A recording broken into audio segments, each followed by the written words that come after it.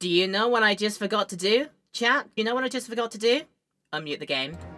There we go. That's a great start to proceedings, but welcome on back, everybody. Bit of a flub up there, but you know, we'll keep it going as it is. This is a live recorded show, and I will make mistakes doing the broadcast, and yeah, we'll keep them in for the posterity. And yeah, but other than that, welcome back to the Great Ace Attorney Adventures. We are going to be continuing up where we left off last time, midway through episode 4 currently. I think we're just about to get ready for the trial periods of the episode, so sit back and relax for this. It'll be a fun time, hopefully. Our next time back into the Old Bailey and trying to be a good defense attorney boy. Yeah, this is gonna be fun. Welcome to everybody in the Twitch stream right now, everybody in the YouTube watching this after the fact as well. Welcome to you as well. Please let me know if you are enjoying this series by leaving your likes and comments down below. And if you want to do see some more in the future, do hit the subscribe button and the bell as well to get the notifications pushed to you as and when new uploads come up very soon. I can say that right about now there'll be quite a lot of Ace Attorney coming up actually, because for the next at least couple of weeks, the schedule block is going to be like exclusively the Ace Attorney stuff. So yeah, if you're looking for more of this, I'll be playing more where that came from. Unless it's already up and you're like watching this from years in the future, in which case, hey, I hope you've been enjoying the stuff we've been doing here. But in the meantime, we go back to episode 4. We must converse with the person we are trying to defend. If you didn't know, this is Soseki Natsume. If the name sounds familiar, this is based on the real-life person who existed in the real world, Soseki Natsume, the Japanese author. If you were ever to go into a Japanese school, or if you had that education, that upbringing, then you probably read a few of Soseki Natsume's books as part of your like literature studies and whatnot. So the stories of I Am a Cat, or the Japanese title Wagahai wa Neko de Aru. That's like the big thing that this man wrote, as well as a bunch of poetry, other short stories, and I think one or two like haikus as well, something like that. But yeah, they put him in this game and they made him the person that we have to defend in court. So we're gonna have to talk about this here. He is not having the greatest of times spending some time in the Great Britain's over here. Since he has been put on trial for something that he claims to be innocent of, and we are to believe him. So yeah, it's a little bit of a schizo-paranoia person as well. It's just like hints of that every now and then, believing like things are haunted and cursed. For example, this cursed trial. What about it? So, Mr. Natsume, what did you mean by what you just said just now about the trial tomorrow being cursed? Oh no! Why are you looking so grave? You're making me nervous! I was just getting carried away, that's all. I didn't mean anything by it. Oh, I see. Just let the voice box warm up, and then we can do our thinking voice for the blue text. Our special blue text voice TM. Give me a drink, bartender. Hey, it's Chat. We want you to drink something. Well, that was straight away, wasn't it, TV Antenna? Keeping me on check with the drinking redeems, but thank you so much for that. There we have it. That was good. How you doing? Welcome in. Welcome in as per usual. Now I do this. Wow, that's really agitated him. You don't mean the trial really is cursed somehow? I didn't say that, though. Oh, also, hi, Herlock. I forgot you were here with us. Are you referring to the prosecutor? The Reaper of the Bailey? The vampire? The vampire/not vampire? The Reaper? Oh no, what do you mean? Please tell me! Summarize it succinctly in 16 salient words! 16 salient words? Does he actually do it? Let's see.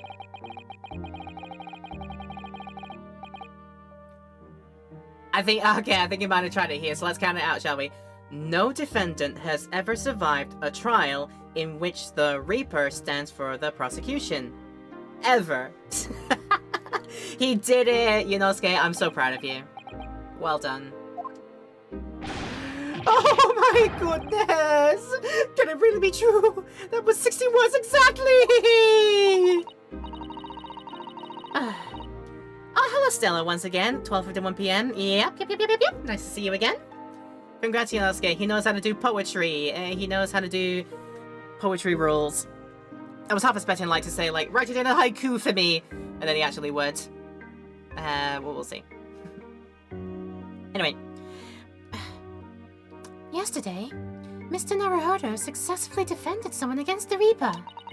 But then, after the trial was over, the defendant passed away in unusual circumstances. Yeah, Mr. McGilded. What?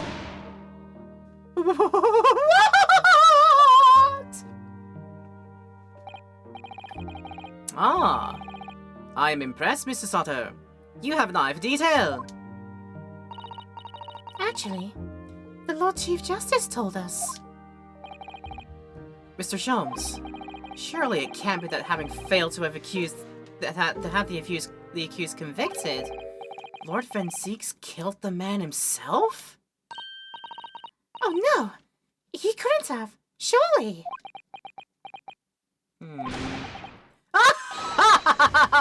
Oh, you have some wonderful notions. You... what now? You want to know what's going on here? Oh, the man is a mass murderer. He's a court prosecutor, my dear fellow. Oh, yes! Why, of course he is! Of course he is! Then why are you trying to scare me? It's good to be said, however, that the real truth about the man is even more terrifying than your hypothesis. What on earth do you mean by that? So we actually gotta talk some more about it. Like, don't leave me hanging on this one. This feels a bit important, my man. Van Zieks is a quite exceptional man. However, in London courts of law, exceptional does not equate to winning every case without exception. Ah, that's good. And Soseki-san looks like it's gonna cry tears of joy. Spare way I'm gonna put. Is that gonna be comfortable to do if I put it there? There is a wire like right across from here, but that's fine. I've noticed that my mobile drains out the battery a bit quicker, so I have put the charger cable in. But now that the charger cable from where it's coming from is now like right across my lap here, so gotta be careful about. It should be fine though. As you are no doubt aware, in the British criminal trial there is both a judge and a jury. The judge officiates based on the letter of the law, whilst the jury offers public opinion and common sense. Allegedly. It is an excellent system, whereby the defendant's guilt is considered from several points of view, allegedly. However, public opinion, in particular, is somewhat easily manipulated. Right.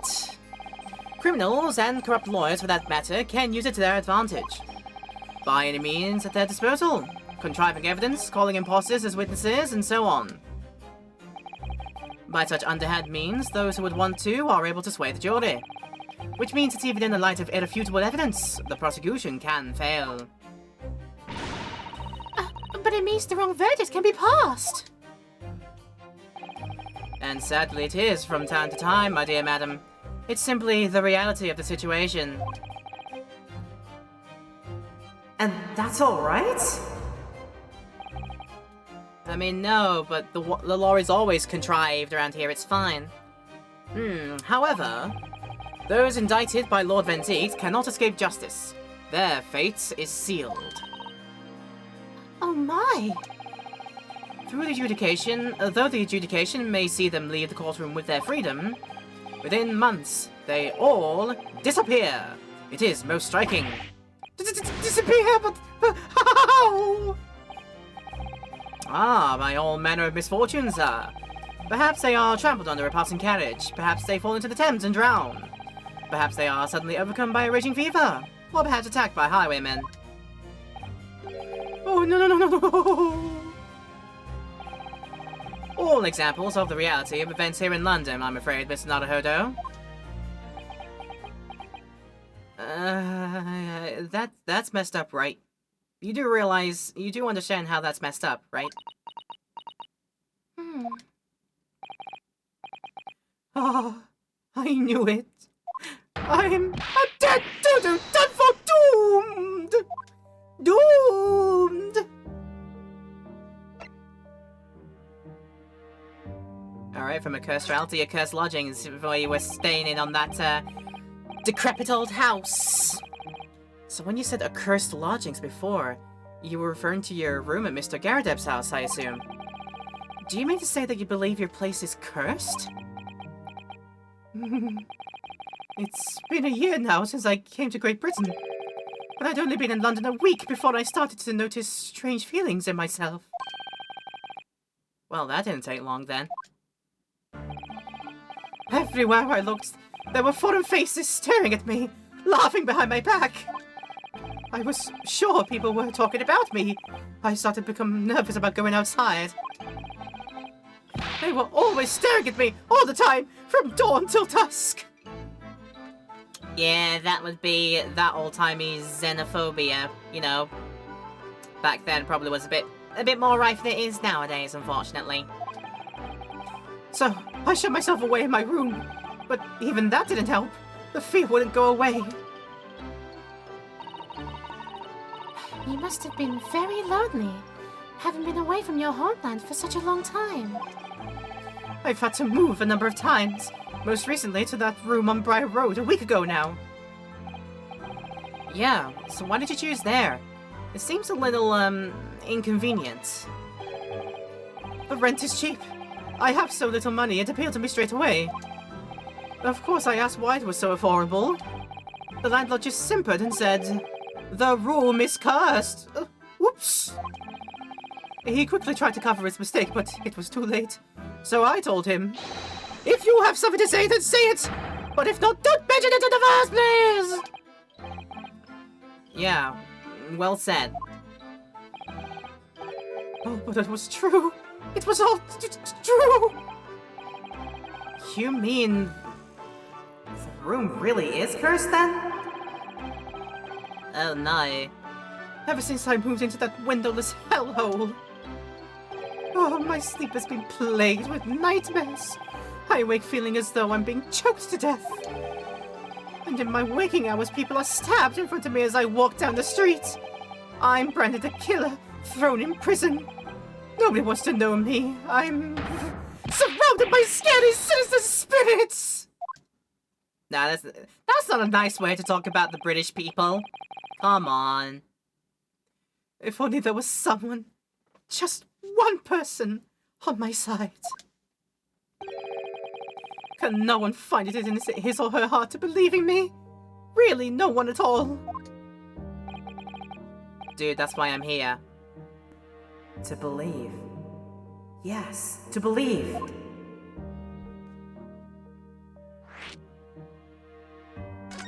We gotta have a talk about this, apparently. Mr. Sholmes? Oh, me, Mr. Naruhodo? Pray, what can I do for you? It's about the case on the SS Brudia, if you recall. I get hiccups now, that's not good. The Brudia, the Brudia. Ah, that case! The one with the snake? But we proved there wasn't one. Speckled band, as you called it. It wasn't a snake, it was something else. Okay, his memory is vaguely there. Specifics probably he lacks in being able to remember. Well, yeah. At that time, I was a suspect. But you believed in me and listened to my side of the story. And you helped us to investigate. I did I? Interesting. So what I want to know is, why? Why did you believe me? I see. Yes, you mean... because you were grimly dressed, shady-some fellow found with the victim in a locked room? Well, if you like... Don't like how you phrase it, but it's technically true. I'm a little surprised that the answer requires explanation, my dear fellow. It's quite simple, really. You said, I didn't do it. But I could have been lying. Surely you must have had your doubts. You must have suspected me a little.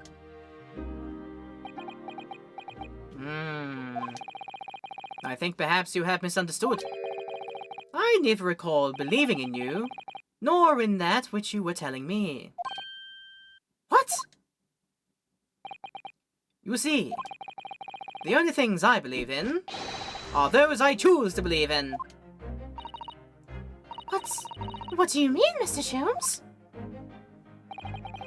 I make up my own mind about what is to be believed and what is not. If I should like to believe in something, I do. The circumstances can hang as far as I'm concerned. But I could have betrayed your trust. In that case, I should have made an elementary error of judgment, nothing more. Betrayal of trust is an overused excuse in my opinion. Meaning... whether or not one should trust one another is, in the final analysis, down to oneself. It is a matter of whether or not one can trust oneself. Yes, he's right! He's right! Slocum student, Mr. Naruto Esquire! Whether or not I can believe myself? Look, really do believe in me? Believe in the you. Or if not, believe in the me that believes in you. Sholmes really did just say that, yeah. Oh, we get to talk to, in the past, Kazuma, let's go for it. A defense lawyer is only as good as his faith in his client. And that comes down to how much faith he has in himself.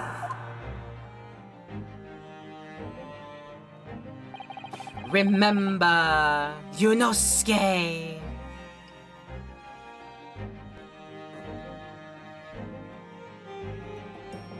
You were so right, Kazuma. Oh.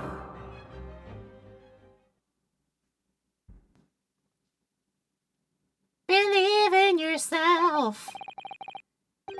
I will believe in myself. Suddenly I got Sonic Adventure tunes in my head. Well, my dear fellows, it is time we were leaving, I believe. Already? Visiting hours are over. The guard will be here shortly to escort us out. There is a restaurant near here that serves excellent trout. Would you care to join me?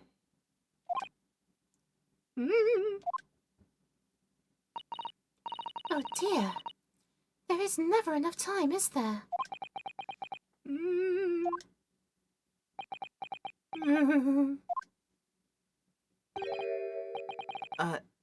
Mr. Natsume. If you'd like, in the trial tomorrow, I'd be happy to represent you.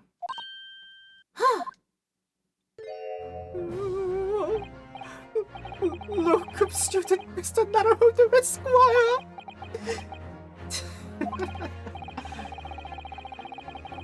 As I said, I only experienced the British courtroom for the first time yesterday. And although the man was found not guilty, I lost sight of something crucial. Something crucial? What to believe in. The defendants, justice, or the truth. How to believe, even. But I think I finally worked it out. I've decided I must believe in myself above all else, to trust my instincts. Yes, Mr. Naruhodo. And my instincts are telling me that you, Mr. Natsume, are innocent of this crime. And it's imperative that we prove that in court. Locum student, Mr. Naruhodo Esquire! I will fight for your innocence until the bitter end, with every weapon available to me. Although stretch out, maybe not with the katana, because then they might, you know, see to that pretty badly. But in any way, metaphorically, I will fight with every weapon I have, metaphorically. So I hope you'll permit me to represent you tomorrow. As I said when we first met, I'd like to entrust my fate to someone who would listen to me in my native tongue. Of course, Mr. Natsume. It would be fair to say, Mr. Naruhodo, that your mind was in many ways made up from the outset. You merely needed the events of today to fully realize it. Yeah, I think you're right about that. It has been a roundabout journey, but I got there in the end. Man, she really was bad with a cup of tea. Mrs. Sato, Yes? would you be willing to stand by my side tomorrow and help me in court? Absolutely. As I said this morning, you may consider me your personal judicial assistant. And she is great at it. Protect, please. Protect her. The shocking events of yesterday's trial still weigh heavily on my mind. But it's time to stop looking backwards. Kazuma believed in me, and Mr. Shones believes in me now too. So it's time. Time that I learn to believe in myself. Soseki-san has no one. He's all alone. So it's my job to help him, to fight his corner. Tomorrow, in the courtroom, with all the strength I can muster. Let's do it. Yes! Absolutely. Alright. Alright then. To be continued! Right the chuff now! You thought I was gonna make this like a short, like 15-minute episode, but no! We're gonna go as long as we can in this, little 3-ish hour period, so we'll keep going. Welcome back to the Old Bailey, 20th of February, 9:23 AM, the Old Bailey, Defendant's Antechamber. Well, I never expected this. Who'd have thought we'd be back here again so soon? We are on a study tour of Great Britain, with the intention of learning the country's legal practices. In order to research the latest court procedures here, we need as much court experience as possible. Well, yeah, I suppose that's true, but there's such a thing as having too much on your plate? For the person in the dock, it may well be his or her one and only time in court, and it could be life-changing. In which case, treating it as research may seem a little, crass. Oh, when you put it like that, you're quite right. Good morning. Good morning! Ah, Mr. Natsume, good morning. Oh dear, are you alright? Your eyes are terribly bloodshot. The early bird catches the worm, as they say here in Britain. Oh yeah, I've heard of that expression. You still need some sleep though, my god, I can actually see. Like, very vaguely, I don't know how well it's on stream right now, but I can see that there are light little pinkish veins in the very sides of his eyes. Man, Natsume, what did you do? Oh, but I really don't want to catch a worm. So I tried desperately not to wake up early, but I was so worried I couldn't catch a wink. And now I'm absolutely exhausted as a result.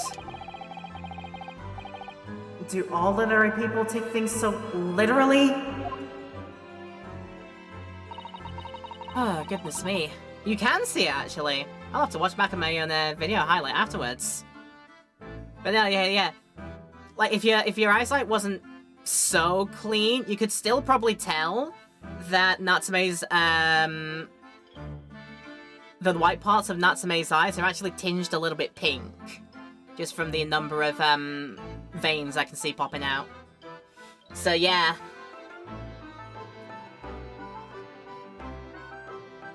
Get enough sleep, guys. Seriously, sleep is important. Thank you for putting your faith in us today, Mr. Natsume. Let's try that again, shall we?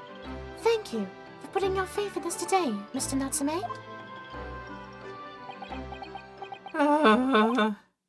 I wish I had 9 lives! My whole future hangs in the balance! I am too terrified to tremble! Really? Because I can feel the tremors in the floor. I can't do this! I can't take it! Although, locum student Mr. Naruhodo Esquire. Yeah? I caught a glimpse of the public gallery as I walked by the courtroom. It looked like their opening night of the opera. There were so many people. I had no idea my case was such a notorious affair here in London. Oh, neither did I, and thanks for letting me know. Do you know why that might be, Mrs. Otto? I'm sorry, Mr. Naruhodo, but I have no idea. So, that all-knowing look on your face is just coincidence then, is it? Busted! Don't hide the truth from me! It's because of the Reaper, isn't it? Oh. Lord Van Zieks? Is that right, Mrs. Otto? I purchased as many different newspapers as I could find this morning. And yes, Lord Van Zieks is on the front page of every one. I knew it! He owns all the newspapers. He's a propaganda machine. The equivalent of a Mr. Murdoch nowadays. God damn it. Sometime after the prosecutor was dubbed the Reaper of the Bailey. He stopped appearing in court, it seems. It's been several years now, in fact, until the day before yesterday. Yeah, Inspector Gregson told us something similar, didn't he?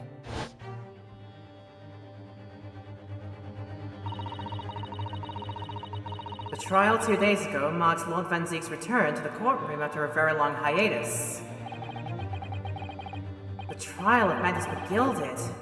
Oh, what a harrowing experience that was.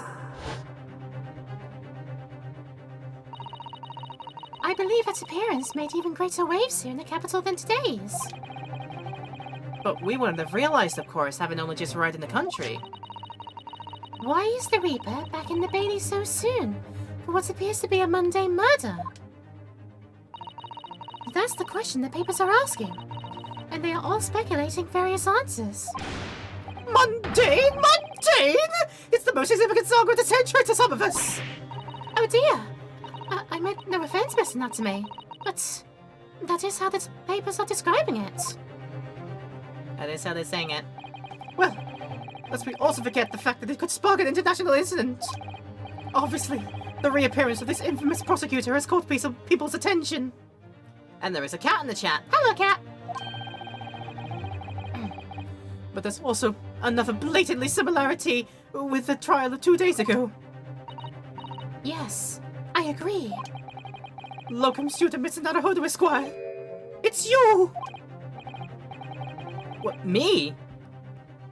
I suppose that's true, but how am I special in this? That is hiccuping. That's good. Anyway.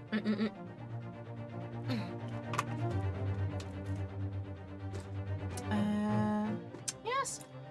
Things still look well in the stream. That's good. Both times, it is you who stands against this legendary prosecutor. It can only mean that you're friends with the Reaper! Please! No, I don't rub shoulders with Deathbringers. I'm afraid that there's really only one other explanation. It can only be another example, Miss Naruhodo, of your uncommon bad luck. Did we pet the cat like promised? When we did the investigation of Soreseki's room, when we tried to go for the cat, we clicked on the cat, and then the cat suddenly just wandered off. We haven't seen the cat since, unfortunately. I don't know if I was meant to see the cat before this point, but that is where we're at in proceedings. So we'll see. Trust me, if I see it again, I will try to pet it again. Don't worry about it. Ah, thanks for that. Oh, this is just my luck! Why must I be represented by a man with such frail fortune? By the least looking lawyer alive! Alright, try and feign confidence. Bring the confidence back in the room. I don't have it myself, but let's bring the confidence back in the room. And let's not forget that it was you, Mr. Natsume, who asked me to represent you. Yes, it's true that I'm just a student, new to London, with little in the way of experience or skills or luck. But I promise you this. I will fight your corner until the bitter end. And I will believe in you, Mr. Natsume. So it's better making a... There we go. I have some back support for a little bit. There we go. Oh, benevolent locum student Mr. Naruhodo Esquire! Oh, excuse me. It's a yes and no on that one. Yeah, unfortunately that's the only time we've seen the little cat turn up, so... Yeah, who knows, it'll come up soon, maybe. You're not alone here with us, Mr. Natsume. Whatever happens, we will always be on your side. Oh, benevolent, non-locum assistant Miss Mikatoma's Esquiress! I am in your debt forever! I shall never forget this. I shall never... Mr. Natsume, counsel for the defence. The court session is about to begin. Kindly make your way into the courtroom at once.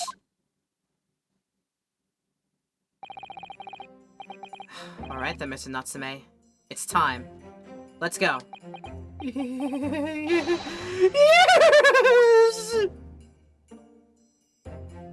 That was a very confidence-inducing yes. This is it. My second appearance in the British courtroom. And my second trial against the Reaper. I hope you're watching over me, Kazuma. Because this time, I won't let my faith waver. I'll believe in my client to the last. Just like you believed in me. I believe I can do this now. I'm ready for this fight. I'm glad that makes like one of us. 20th of February, 10 AM. The Old Bailey courtroom. Court is now in session. All rise. Hammer down. In the name of Her Majesty the Queen, I hereby declare this court to be in session. I now call upon the counsels for the prosecution and defense to declare their willingness to proceed. The prosecution is fully prepared, my lord. The defense is ready, my lord. The Nipponese are a truly fascinating breed. Sorry? What? You think I'm a dog? Lord Strongheart has told me all about you. That you are a student who arrived in London but 2 days ago. A mere amateur. Do you have a point? Being a compatriot, you feel compelled to try to help the accused, I suppose. Typical Nipponese arrogance. Forgive me, but I do not believe arrogance is an appropriate description. Yes, Isara-san, get his ass! After all, at our previous encounter, the defendant was found to be innocent. Let me just mull over that with my mulled wine. Yes. Very true, and a most fascinating, if dark, trial it was too. The tragic conclusion came later, of course.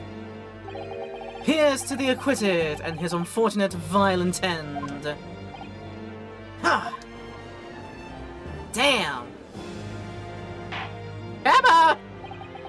Thank you, counsels. I see both sides are in fine fettle. Now, ladies and gentlemen of the jury, are you ready to carry out your duties here in court as impartial members of the public? Oh god, banker man. My god. You never know when you might be down on your luck, but I believe in fair play for everyone. Well, I must warn you, I'm rather more ruthless than I appear. Oh, well, not me. What you see is what you get. I'm a peace-loving fellow. Rigged trial! Rigged! I'm calling it now. This is rigged. Like, we talked to you, and now you're on here. You're so obviously a plant in this jury. Miss Joan, I remembered your name suddenly. I'm afraid to say, I think it's quite possible that Moustache Foreigner did the deed. Come on, what are we waiting for? No doubt he did it anyway. Eh? Sorry! Didn't quite catch that! Oh, goodness me. That's 2 for 2 times that, like, the last juror, number 6, is like this very old and rather impressionable old person. It's just... yeah, grandma. Or, in this case, could be an actual dwarf. Just like an old dwarf, I don't know. Very well, let us proceed. Your opening statement, if you please, Lord Venzix. Very recently, Great Britain signed an alliance with a far-rising power in the Far East. The accused in the dock today is a student from that same land, a certain Mr. Sorseki Natsume. And while our country has extended this foreign student the warmest of welcomes, regrettably, the kindness has not been returned. In fact, this student is accused of a most sinister act. Of plunging a knife into the back of an innocent woman who was doing nothing but walking down the street. A knife crime, I tell you from bitter experience, those are the worst bloody oath they are. Just look at the sallow complexion and short stature. He's one of those dreadful Japanese. Woman! I get this is 1800s Victorian London, but woman! Yo! We are not holding back with the you know what's going on here. Not holding back in the slightest. Yo!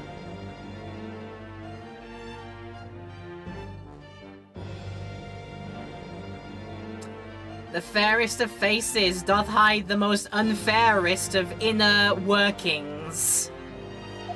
Yo! Come on, let's get this over with me now, everyone. 1, 2, 3. Eh? Sorry, didn't quite catch that. I have a feeling like number 6 is going to be the most royal hootenanny of a time to deal with.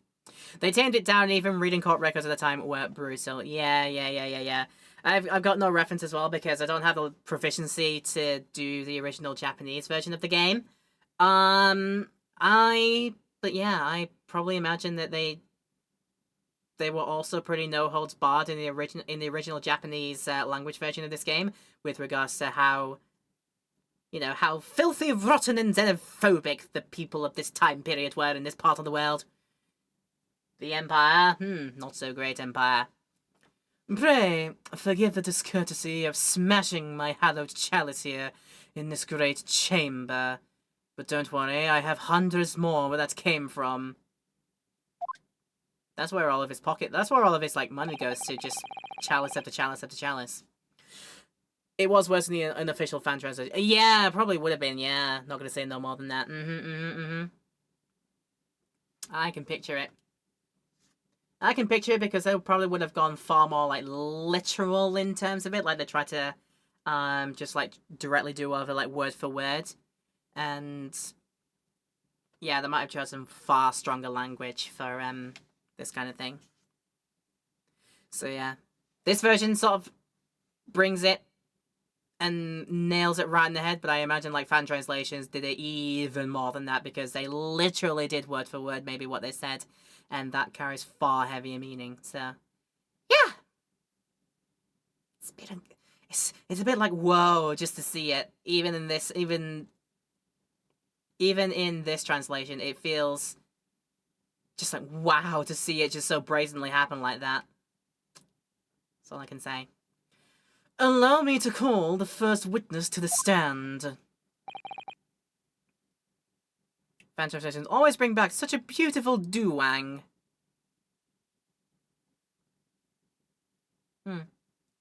That's forgive me for not knowing what a duang means, but there we go. Very well. Bailiff, lead the inspector in, please. Oh, it's Fish and Chip Man. Your name and occupation, please. Yes, sir. Tobias Gregson, Detective Inspector at Scotland Yard. Would you please summarize the events of the case for the court, Inspector? Oh, no one knows what a duang is. Okay, fair enough. The victim is thought to be Sorry, I nearly did the vampire voice for man here. The victim is thought to be a young woman in her 20s by the name of Olive Green. I beg your pardon, Inspector. Thought to be? Yes, having been stabbed in the back by her attacker's knife, the victim fell unconscious. That was 3 days ago now, and she's been comatose ever since. What? So they don't even know who she is for sure?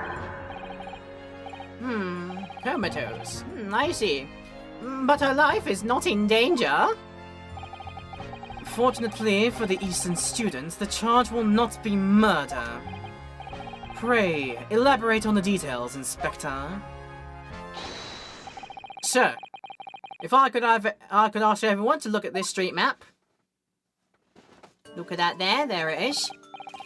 As I mentioned, the incident took place 3 days ago, at around 5 in the afternoon.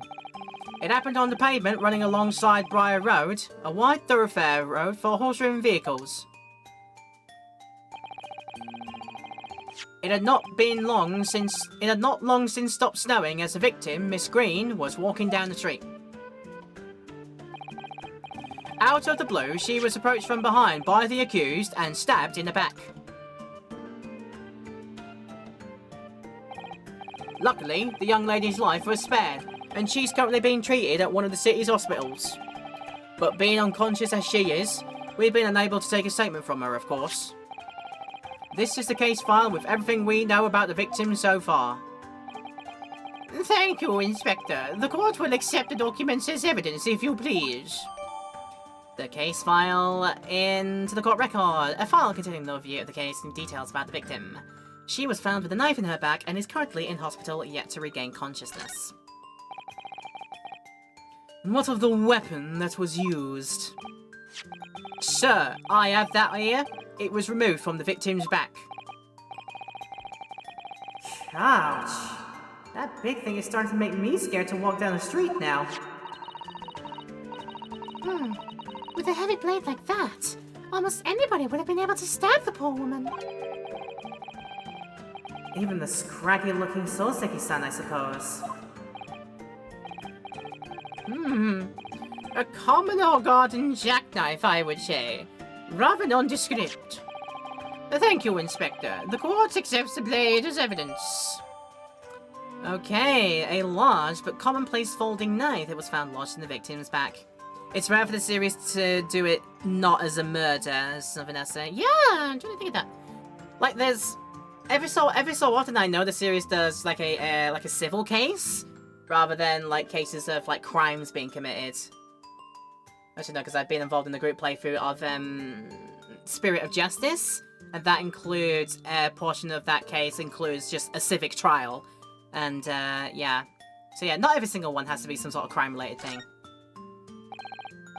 Now then, what do we know of the motive? Money or valuables, I presume? From what we can tell by looking at the woman's possessions, it seems like she's a poor student herself. Hard to imagine she would have had anything much worth pitching, my lord. I see. Well, in that case, are we looking at some deep-seated resentment towards the victim? I'm afraid I couldn't say. Apart from visiting second-hand bookshops, the defendant, Mr. Natsume, doesn't appear to get out much. At this moment in time, we haven't been able to establish any sort of connection between him and the victim. Yes! Yes! So if theft and grievance have been ruled out as the motive, what reason could Natsume possibly have had for stabbing the young woman? Yet you arrested the man in spite of that, in the totally unjustified and heavy-handed way. Objection! Objection! Oh god, now the entire bottle's gone. Pray forgive the discourtesy of flinging a freshly uncorked bottle into the public gallery. Someone in the back just going, please! God damn.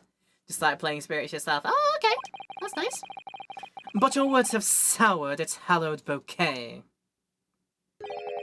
For it is you, my learned friend, who is being heavy-handed here.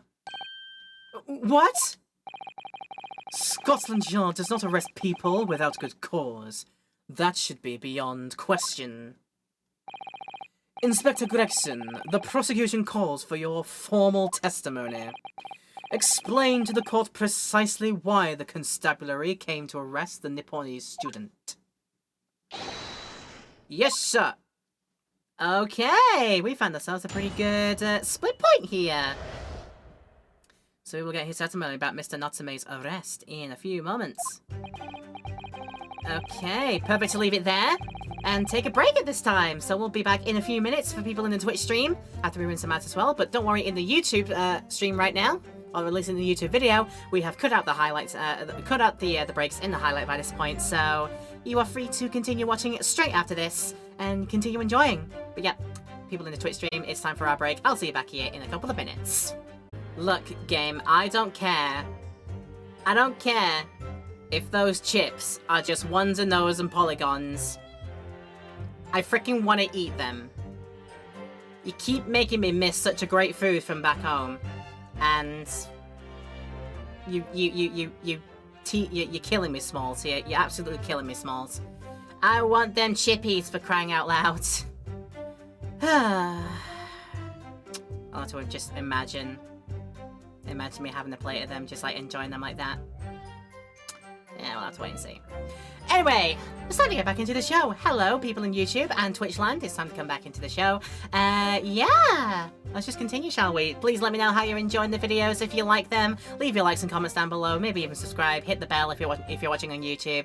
And you get all the notifications of future uploads. If you're looking to see some more of this series, there'll be plenty more of that where that came from very, very soon if it isn't already.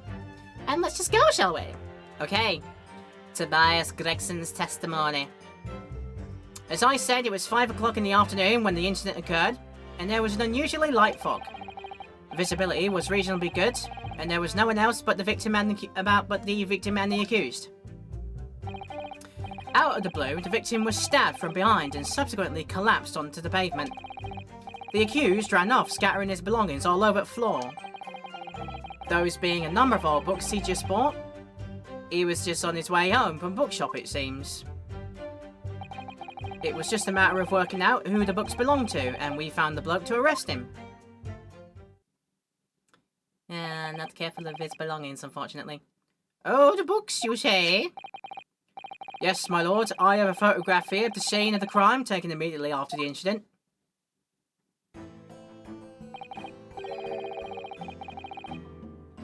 Damn, I see why they went with the name of Olive Green, but that's a bit too on the nose.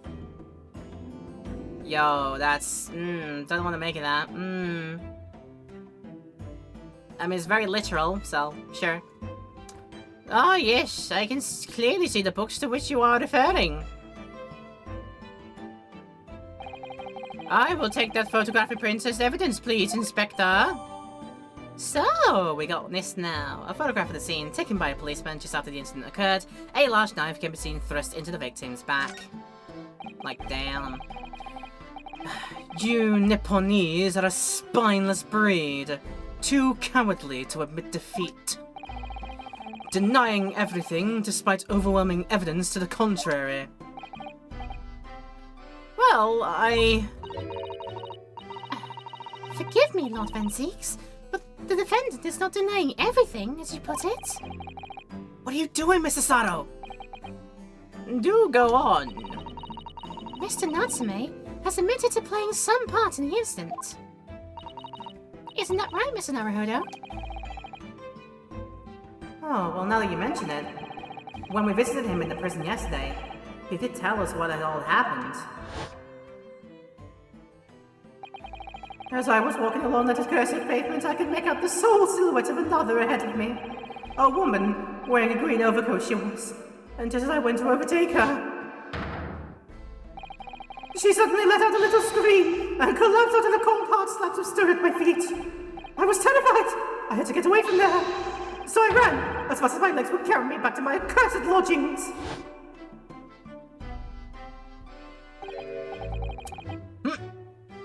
Green overcoat. Well, that's exactly what the woman in that print is wearing. Oh my! A photographic print in full color! What will the world come up with next? Probably a better way for you, probably a better cup for you to pour tea in. Honestly, because you were shoddy, it seems. Hey, the defendant has done nothing more than admit he fled the scene of a terrifying incident. That does not mean he's guilty of the heinous crime of stabbing the woman in the back. There was nobody else there at the time. Just the two of them. The victim and the accused, just the two of them. In other words, there is nobody else who could possibly have stabbed the woman. A fact that the accused concedes. Don't make my job easy, why don't you? It seems this cross-examination could prove to be pivotal, counsel. Proceed, please. Yes, my lord. Nothing for it. I have to use this cross-examination to turn the tables here. It's our only chance. Table those turns.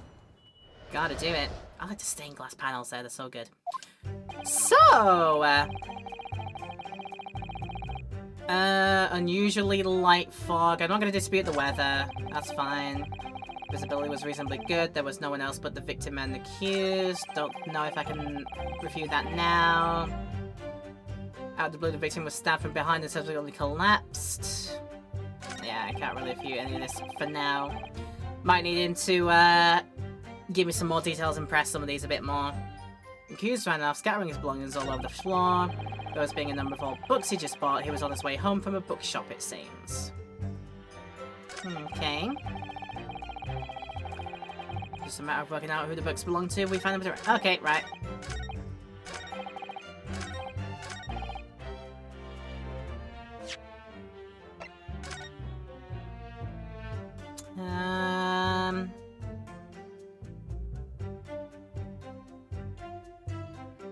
Yeah, the master will give me the details there on that one. Yeah, I might have to be pressing just to set this off. Here we go.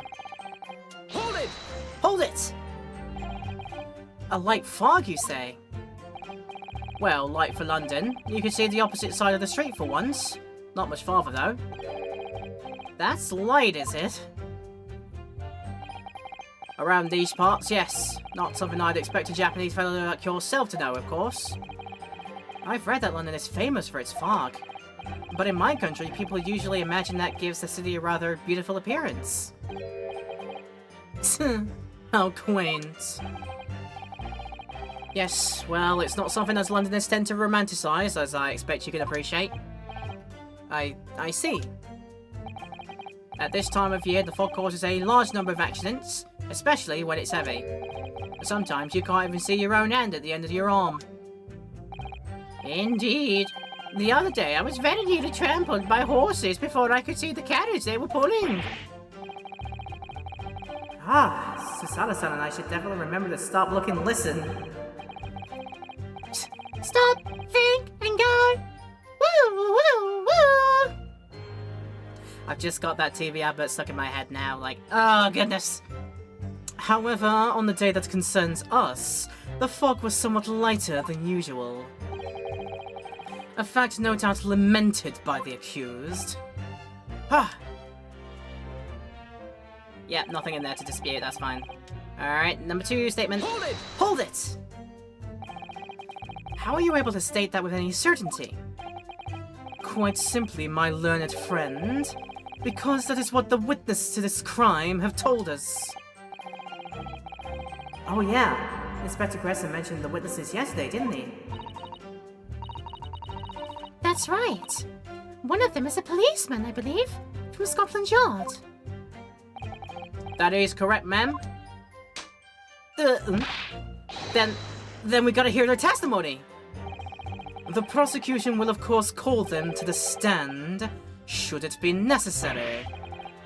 But wait a minute! At 5 o'clock in the afternoon in the middle of winter, it would have been dark already. No matter how light the fog might have been, no one could have seen... I'm unaware of the situation on your tiny island in the east. Tiny little desk, I was like... But here in the capital city of Great Britain, all main roads are illuminated in the night by gas streetlights. The prosecution believes there would have been ample light by which to witness the crime. Right. Here in London, for the first time in history, mankind has completely conquered the darkness. Which means we really need to hear those witness statements. If I could just get the fog of this cross-examination, if I could get this out of the way, maybe we'd be able to. It seems the counsel for the defense is taking stock. Continue with your testimony, Inspector. I'm taking stock of things. Stock exchanges. Alright, number 3. Hold it! From behind, you say? That's right, as you can see from this print. Yes, quite so, Inspector. The handle of the weapon is clearly protruding from the victim's back. And you say this poor woman, Miss Green, remains in a critical condition, comatose no less. I'm afraid so, my lord, yes. She's been treated at Bart's. I was hopeful that she'd come around before the trial started so I could take a statement, but it wasn't to be. Yes, that's indeed a pity. It would have been most illuminating to hear the victim's own accounts of events. Luck is on your client's side, it seems. Huh? Ha! On the contrary, my client has been exceedingly unlucky. Your force of tone is seriously undermined by those disturbingly wide eyes, I'm afraid. Not convincing in the slightest, yeah. Alright, so the first half of the testimony is pure fluff. Hold it! Now I've learnt that. Hold it! Mr. Natsume's belongings. I think you'll find it's all there in the photographic print of the crime scene. Yes, the 3 books on the floor. That's right, my lord. Second-hand books they were. Irreparably damaged after falling in the snow, of course.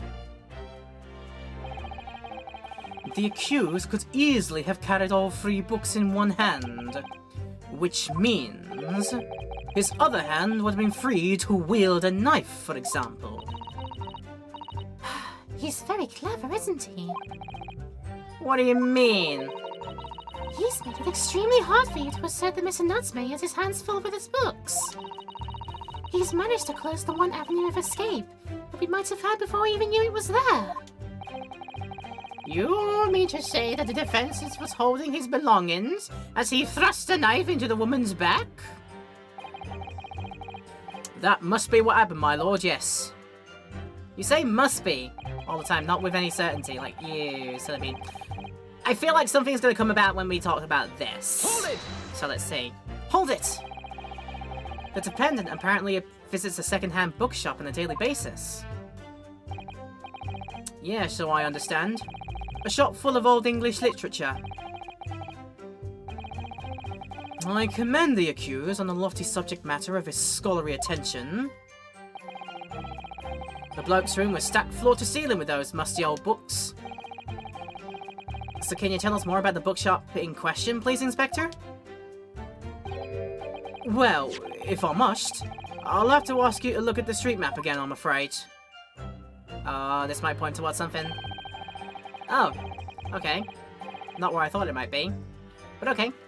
The closest second-hand bookshop to the accused's lodgings is this place here, Bourbon Books. A little place on the corner of Briar Road and Meerschaum Street. As it happens, the accused is currently living in lodgings on the other side of Briar Road at the opposite end. Which means it doesn't take a genius to work out the route he would have taken home. Something like this. Alright. Oh, excuse me. Local map updated in the court record.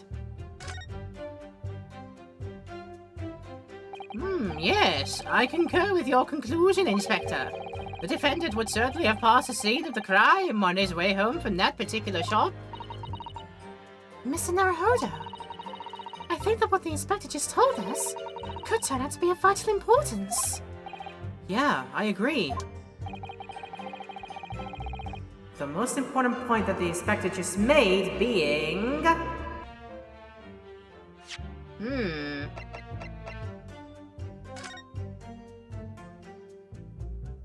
Aha! wrong bookstore name. I got it immediately. Inspector Gregson, may I ask you a favor? Eh? What? Would you kindly add the name of the bookshop to your formal testimony, please? I believe it may be of vital importance, and I'm going to absolutely tear your ass apart with it. Maybe? Oh, well, you know, I mean, yes! I'm going to tear your ass apart! It could be a very important clue. In fact, it is an important clue. It 100% is. Very well. Not that I can see it being of any great significance. Watch and learn, Judge. But please revise your testimony accordingly, Inspector. Yes, sir, my lord. Whatever you say. Could the man be any more sardonic? And gullible just to let me do this? Alright, he was on his way home from Bourbon Books, a second-hand bookshop he apparently patronizes. Or patronizes. Yo, his receipt, though, came from another place, you silly bean. I don't need to even, like, take a look properly. I can just say... Objection! Objection! If I could just stop you there, Inspector Gregson. You played right into my trap. What is it, Sunshine? I'm a busy man, you know.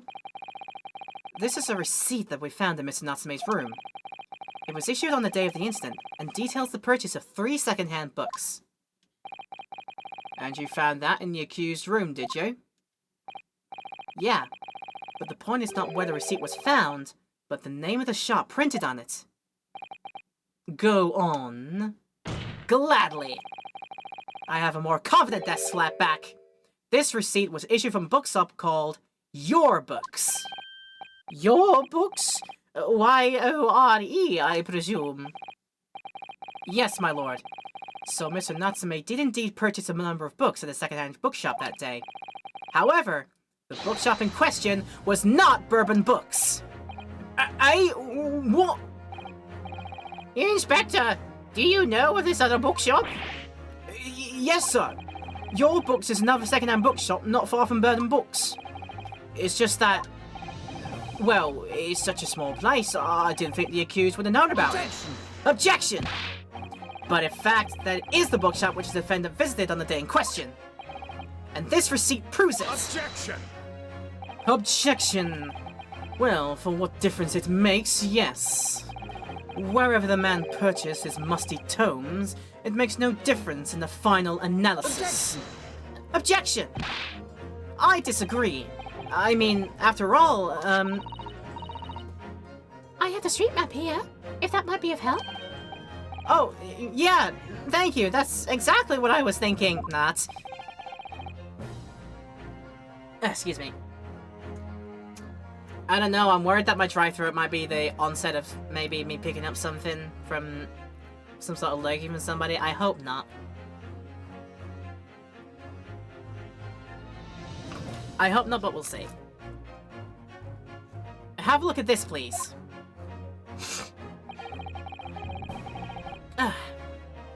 If the defendant had been returning from Bourbon Books, then yes, he would almost certainly have passed the place where Miss Green was attacked. However, if we take into account the fact that he was actually at another bookshop, Your Books, it may very well turn out that he wouldn't have passed that location at all. Could that be true? My! It rather depends on where this other bookshop is, but I do declare it may be a possibility. Is that right, Mr. Lawyer, sir? What you just said? Absolutely. It's basic geography and map reading, seriously. It absolutely could be right. Inspector Gregson, where is this Your Books establishment? Well, obviously, we looked into that. Really? It turns out that Your Books is just here on the next corner of Meerschaum Street, going east. Alright, local map updated again! Updated map report! Yay. And there you have it. As you can clearly see now. Oh.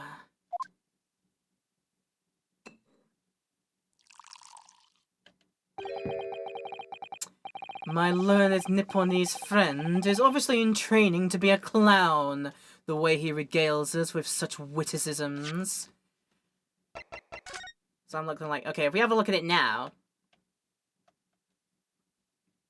It entirely depends if we get some evidence of, or if Natsume, like, testifies earlier that he goes down Calabash Road instead and takes the route around there, because then he'd slightly miss where the incident took place. But then if he testifies that, yeah, he went round the corner of Bourbon Books again, then we screwed. We'll have to wait and see, though. To your future career in the circus. You put that glass down now, or I'll put it down for you. I don't think I need to spell it out, but here we go. If the accused was coming home from your books instead of Bourbon Books,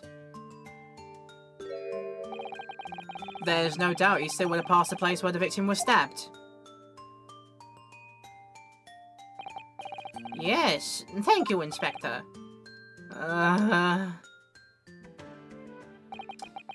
Allow me to reiterate for my learned, if somewhat slow, Nipponese friend.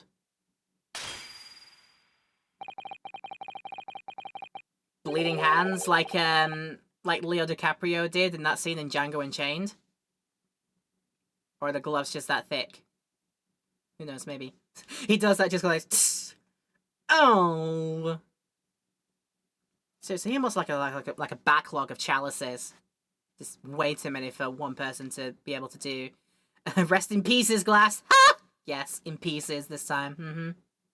I mean, every single time a chalice goes away, it does go in pieces. So, yeah. Go in peace, rest in peace. Pieces, yeah. Oh dear.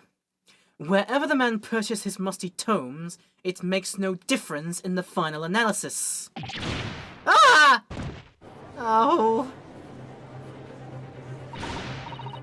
As I suspected! You can't fool me, and I tend to suggest you try! What did I say, eh? I've had enough of this now. Beg pardon! Don't be sorry, but would you mind repeating that? Damn it, man. I can tell that Zeeks will rack a costly run of trials with those antics. I know, right? Yeah.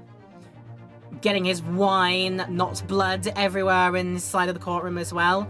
Like, the Bailey must bill this man every now and then. Every time he comes in, smashes a couple of chalices full of wine everywhere.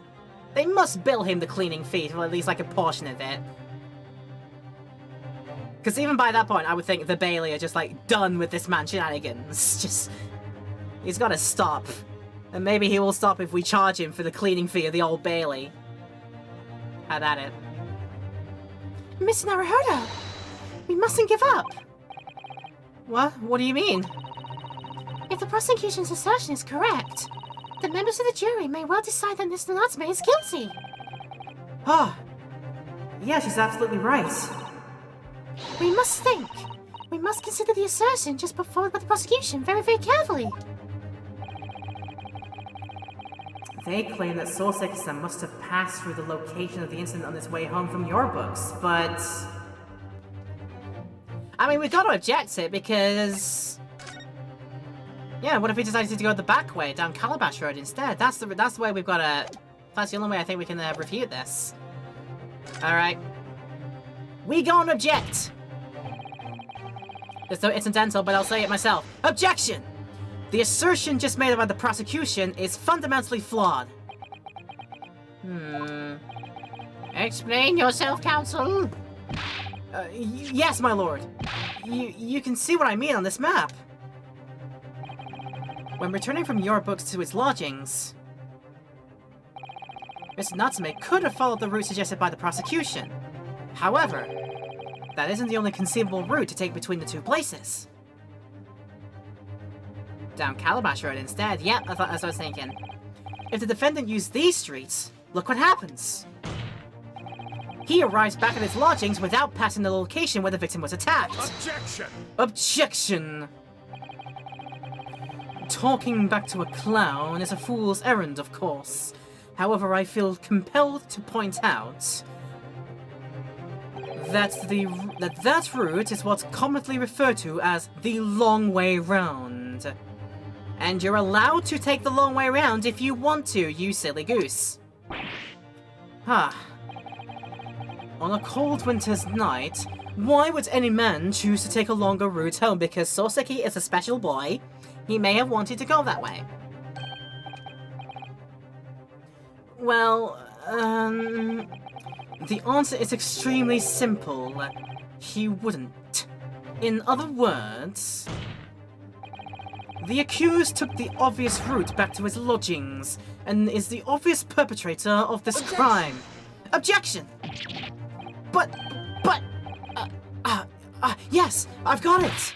Obviously, we must ask the man himself. Ask Mr. Natsume which route he took home. I have already informed the court of the accused's response to such questioning.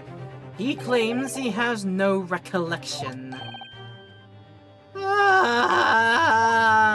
No. Yes, that's right. As I said, the bloke seems to spend his time outside wandering aimlessly from A to B. That day was no exception. He says he doesn't remember where he was or which route he took home. Oh, I don't believe this!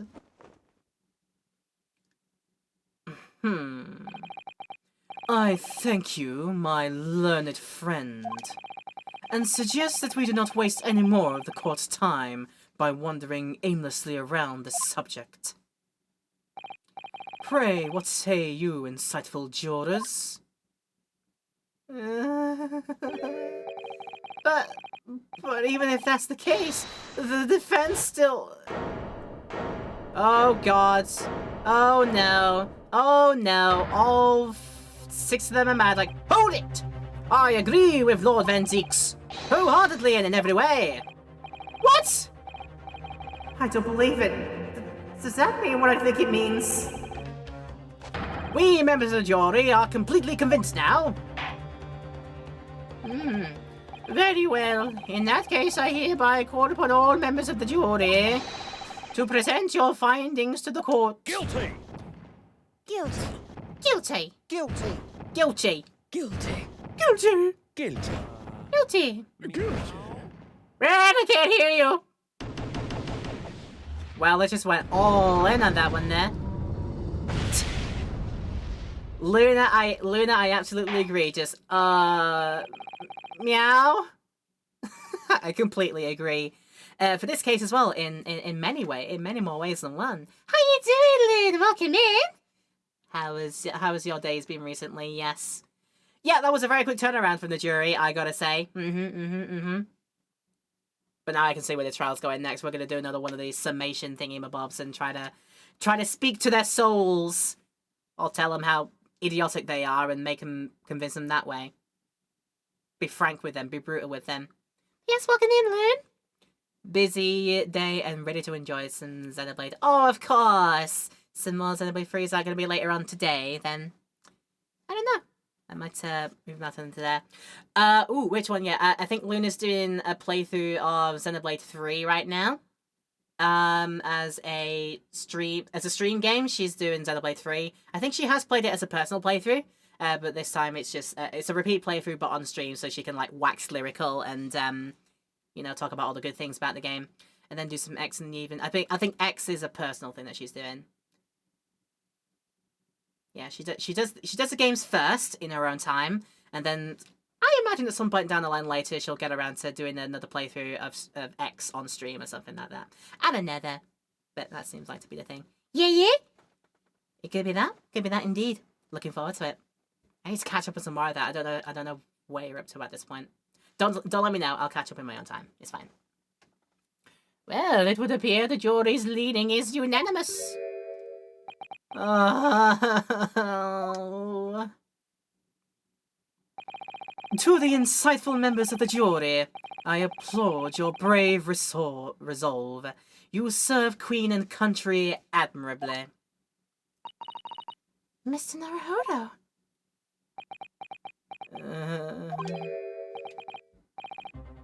No, not yet. This isn't over yet. I still have one last chance to sway the opinion of the jury. I have to tip the balance of those scales the other way. I have to turn this around. Somehow. Those are the eyes of Quarry, not yet willing to give up and die.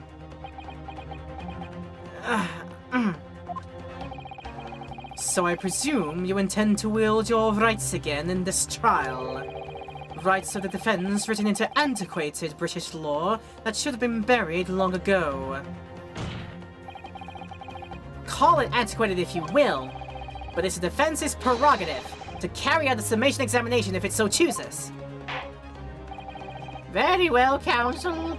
In accordance with the letter of the law, we shall proceed with the summation examination. Are the members of the jury ready, Mr. Foreman? Of course we're ready.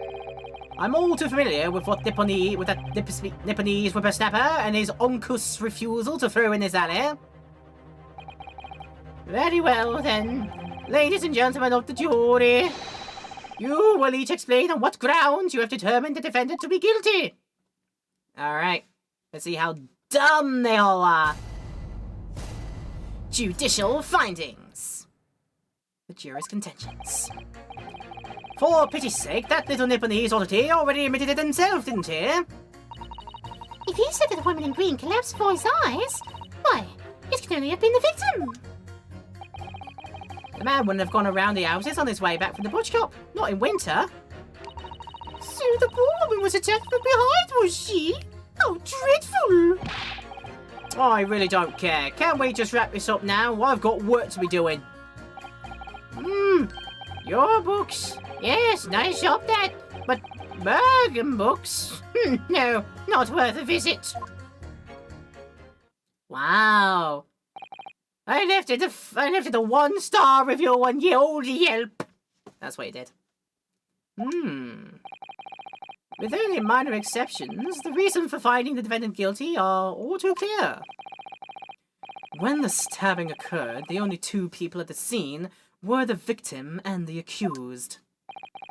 And the accused himself has admitted to seeing the victim in her green overcoat sink to the ground before his eyes. Furthermore, we have heard from the inspector that the defendant then fled the scene. I must say, I would have ample grounds to convict this man already. Oh dear, even the judge appears convinced of Mr. Natsume's guilt now. Oh, why do you have to run away like that? And how are we supposed to believe in some phantom attacker that nobody could see? This is impossible. How can I possibly make a case for the defense? Mr. Naruhodo, this is no time for grumbling. If you want to force the trial to continue... Yeah, I know. I have to turn the tide. I gotta make the jurors change their minds. Well, 4 of them at least. Exactly. We have no choice but to forge forward. Okay. You have the floor, Counsel. Begin your summation examination. Yes, my lord. Ow, my face. I just need to keep this trial going somehow, whatever it takes. Come on, Yunosuke. You can do it! Right, if I remember this case, this is all about you gotta find 2 jurors that contradict each other in some way and, like, pit them against each other, yeah. Yeah. Alright. The defense is butt. It's time for the butt. Japanese oddity already admitted it himself. If he said the woman in green collapsed before his eyes, it can only have been the victim. I don't know if I've got grounds to refute that, honestly. Man would have gone around the houses on his way back from the bookshop, not in winter. But how do you know? How would you know? Attacked from behind. Can't refute that, honestly. Now you just don't care.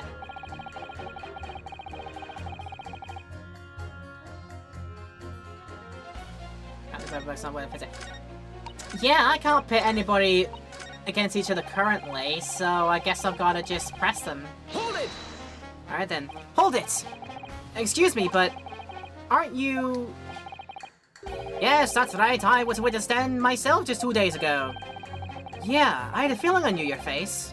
Or at least the side of it, anyway. If I remember correctly, you're a banker, aren't you? That's right. After the gold rush down under, I came to back to London to work. It was all going swimmingly until you started fossicking around. Bruce Fairplay was a man of repute. Sorry? Don't think I've forgotten how you treated me the other day. You had me and that young hatter pegged as criminals. Oh, well, you know, water under the bridge. Now there's all sorts of rumors buzzing around, and the police have been badgering me non-stop. So if I could just, like, turn back the clock and bring things back on track. Well, anyway, I don't know about the hatter, but at least I'm in the clear now. And free to make up my own mind about who's guilty and who isn't. Ah, thank goodness. Alright, maybe I might have to change this man's mind given our awkward history. Oh dear. I wonder what's become of Mr. First now. Poor man, what has become of Mr. First, I wonder? Poor man hatter. Anyway, hold it! Press you now. Hold it! You're right that at the time of the incident, the defendant admits to having seen someone wearing a green overcoat while walking ahead of him. Well, quite. That's precisely my point. Clearly that someone wearing green was the victim. And clearly that funny little Nipponese man with a disturbing mustache is the culprit. Madam! Let us not forget, the defendant vehemently denies attacking the woman. Why, of course he does. If he admits to stabbing her, his life is over. That man is obviously a lip-faced coward. Honestly, claiming the woman simply perhaps collapsed before his eyes. But if that's a lie as you're suggesting, do you not think he would have concocted something more credible? Oh, I really couldn't say. After all, you are... foreign. Who's to say what goes through your funny little minds?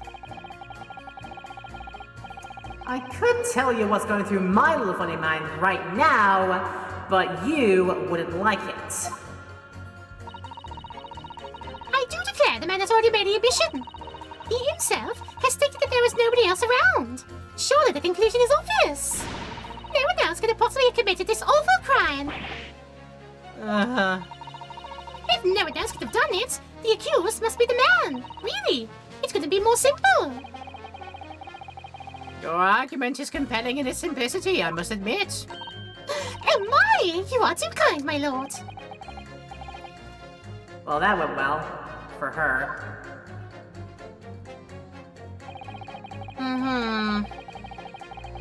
Wonder going around the houses and his way back from the bookshop, not in winter. Hold it! Make a pressing wouldn't be sure about it. But you can't deny that there are other routes Mr. Natsume could have taken back from your books. Oh yeah? Like you drew on the map, you mean? What was it, Calabash Road or something? Precisely. Oh, but it seems to me that what counts is whether a little Japanese fellow actually went that way or not. Well, yeah, that's true.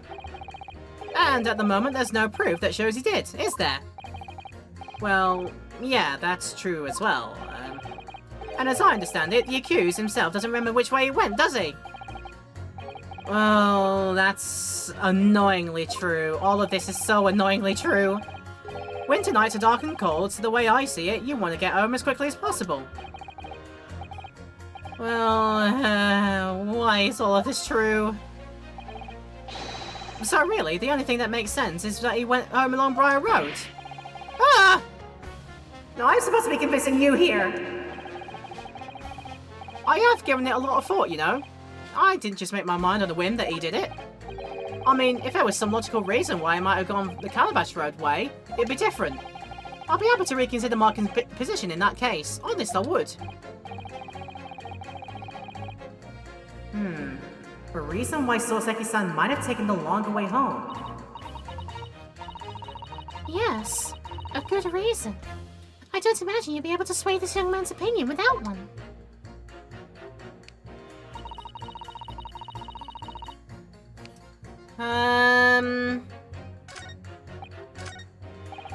I don't know if I can spin this man's statement in a way. Because he's talking about like how Bourbon Books is not a good place to go. For any reason or another. It could be I don't know, maybe Bourbon Books is just out of commission? Very potentially. But I feel like I should press everybody else first, just to make sure. Alright then. Hold it! Press you, the person who pours tea very badly. Oh, whatever is the matter, young man? You're the wife of Mr. Garadeb, aren't you? The landlord who rents Mr. Natsume's room. The master's wife? Where'd you get your ideas, sir? I'm the maid you understand. I was literally in the room, and we managed to discern this for ourselves.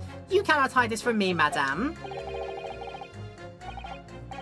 She's keeping up that charade? Oh, this is gonna be awkward. So why didn't you mention this yesterday? That you'd been selected to the jury in this trial, I mean. Well, I was told not to mention it to anyone until the day of the trial, you see. I was in the letter I received. The instructions were very clear, so I'm afraid I had no choice. I see. Anyway, Mr. Natsume, the defendant, takes lodgings in your master's house, doesn't he? Yes, that's right. Although he's only been there for a little week now. And in that time, surely you must have taken stock of his character. Does Mr. Natsume look like the kind of man who could commit such a crime as this? Oh my goodness me, yes, he's just the suit. What? Huh? Spending all this time in that dark and dingy room, sporting that unscrupulous mustache. The man never speaks, and don't get me started on those shifty eyes. All the neighbors are talking about him. I've heard them, you know. People think he must be blowing a bomb in there or something. Oh dear. Poor Mr. Natsume. How can people say such things about him? He's just a harmless bookworm. Nothing more. Well, you just called him a worm, so... Anyway, I'd better be careful about inviting this maid to speak. She's said enough damning things already. Yeah! I think it's pointing me in the direction of, like, you don't want to bring you don't want to be talking to peoples in particular. Because if you try and pitch them against anybody, they'll be like, yeah, what's the point? So the game is sort of subtly hinting me, yeah, don't try pitting this person against someone because it's going to be pointless. I don't know what I'm going to get out of this one here as well. It might end up being the same thing, but let's just try it just in case. Hold it. A man's life is on the line here, sir. This will take as long as it takes. Don't get clever with me now, son. My life's on the line too, and so's my family's. Huh? The likes of you wouldn't understand, but a labourer like me can't afford to take time off. If I don't work, I don't eat, and neither do the wife and kids. Oh, I see. That must be very hard. I go to the union every morning to find out what needs doing. If you're late and the work's taken, it's tough. This time of year, there's water and gas supply pipes bursting left, right and centre. They're after cheap labour to get the roads dug up to fix it. It's a hard slog from dawn till dusk, it is. So, you were out digging up the roads on the day of the incident as well, were you? That's right. In fact, if I remember rightly, it was just round the corner from where it all happened. By that old bookshop it was. What? Huh, another coincidence. That's right, Meerschaum Street it was. Meerschaum Street. On the map, Miss Naruto, there are only 3 named streets.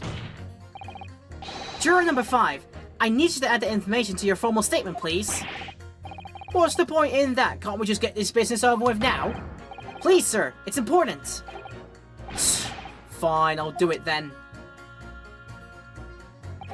Ah, I was digging at Meerschaum Street from dawn till dusk.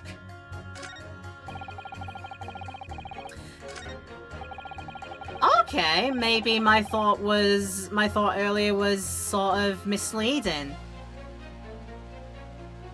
Pressing certainly does lead something.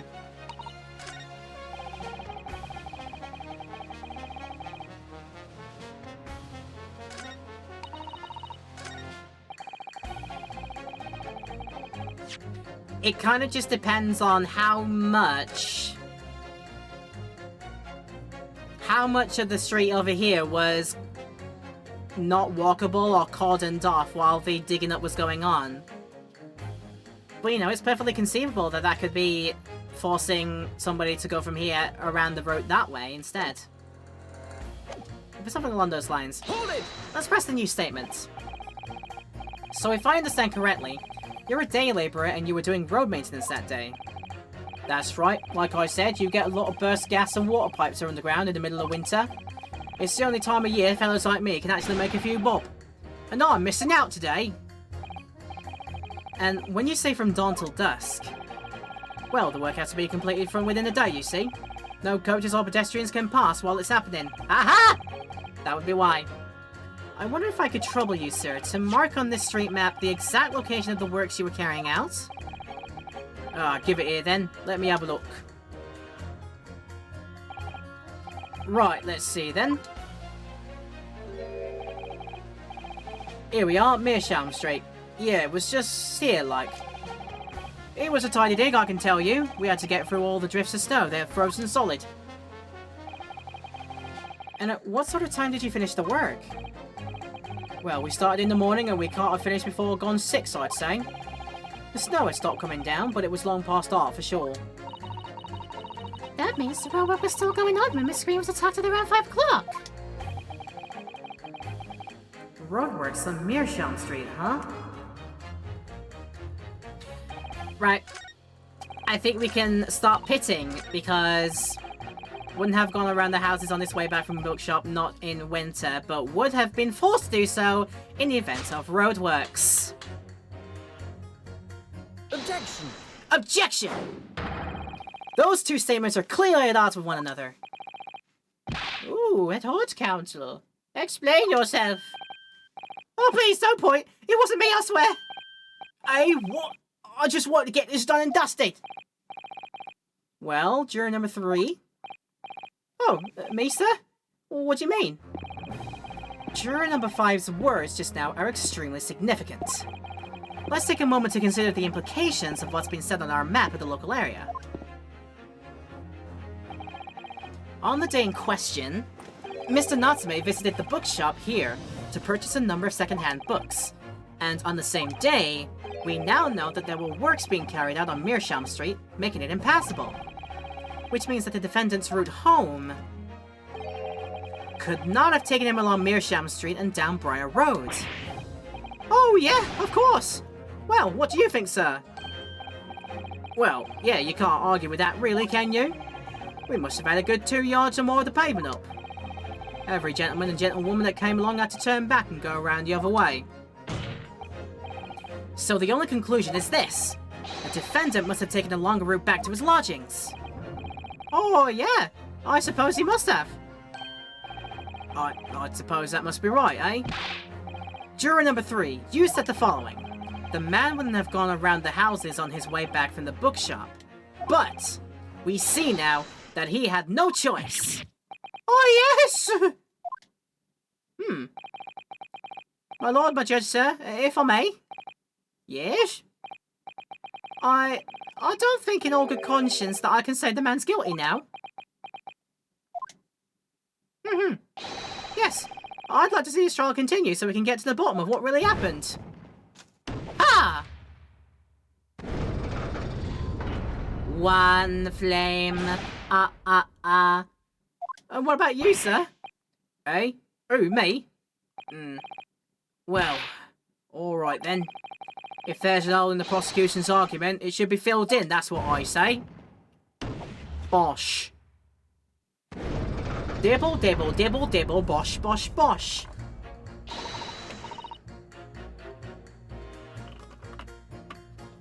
Alright, getting somewhere. Oh, well done, Mr. Naruhodo. That was wonderful. Well, we've managed to change a couple of minds at least. It strengthened our position somewhat. Yes, and it will prompt the other members of the jury to reconsider their stance as well.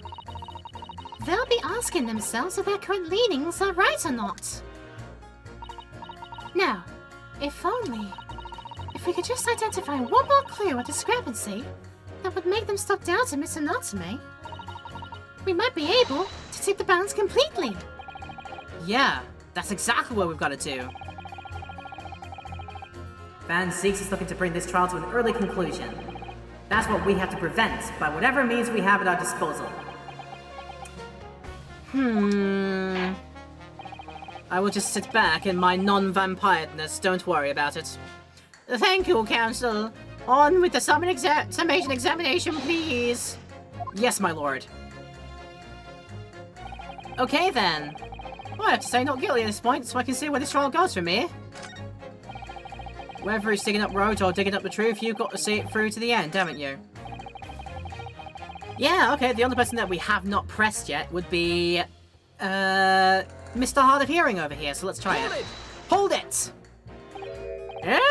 Sorry? Fold it, you say? Fold what? No. What I said was hold it. What I wanted to ask was, do you visit your books often? I like the old books I have in there, yes. I enjoy reading them over a nice cup of old tea. That's my daily routine, you see. Same thing every day, including the day you're all talking about. And at what time did you visit your books on the day in question? Well, I was picking out books in there all afternoon, and it would have been just before 5 that I left. That's my daily routine, you see. Same thing every day, including the day you're all talking about. Just before 5, you say? That's exactly when the victim was attacked. And also, I've just noticed something else. We need to take a closer look at what this man is wearing before we keep going. Are you sure about the time? Oh, yes, no mistake there. I remember it well.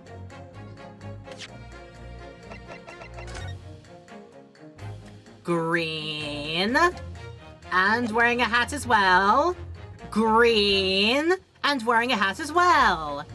I see that we are going to need to pit this man, I think, against number 2, I think we're going to have to say, because she's like, if it was a green coat, then it must have been the victim. It must have been them, yeah. Well, we'll see what else he has to say, though. I'm not got to forget that day in a hurry. Not after the dreadful time I had. What do you mean? Well, I was walking down Calabash Road when I slipped on the ice and donked my head. Well, there you have it. That would be what we need to pit against. It's always worse after the snow stopped falling. That's when it's most slippery. Knocked myself clean out, I did. I really thought my number was up. Wait a minute. Let me get this straight. This happened on Calabash Road? That's right. I live in Cornpipe, you see.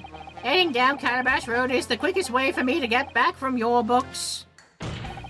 Juror number 6, I must insist that you add that information to your formal statement.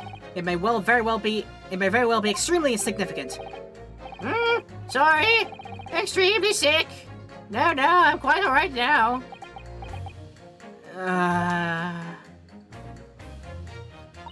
Talking to the old folk, I swear. You've changed 2 of the jurors' minds, Mr. Naruhodo. Yeah, just 2 more to go.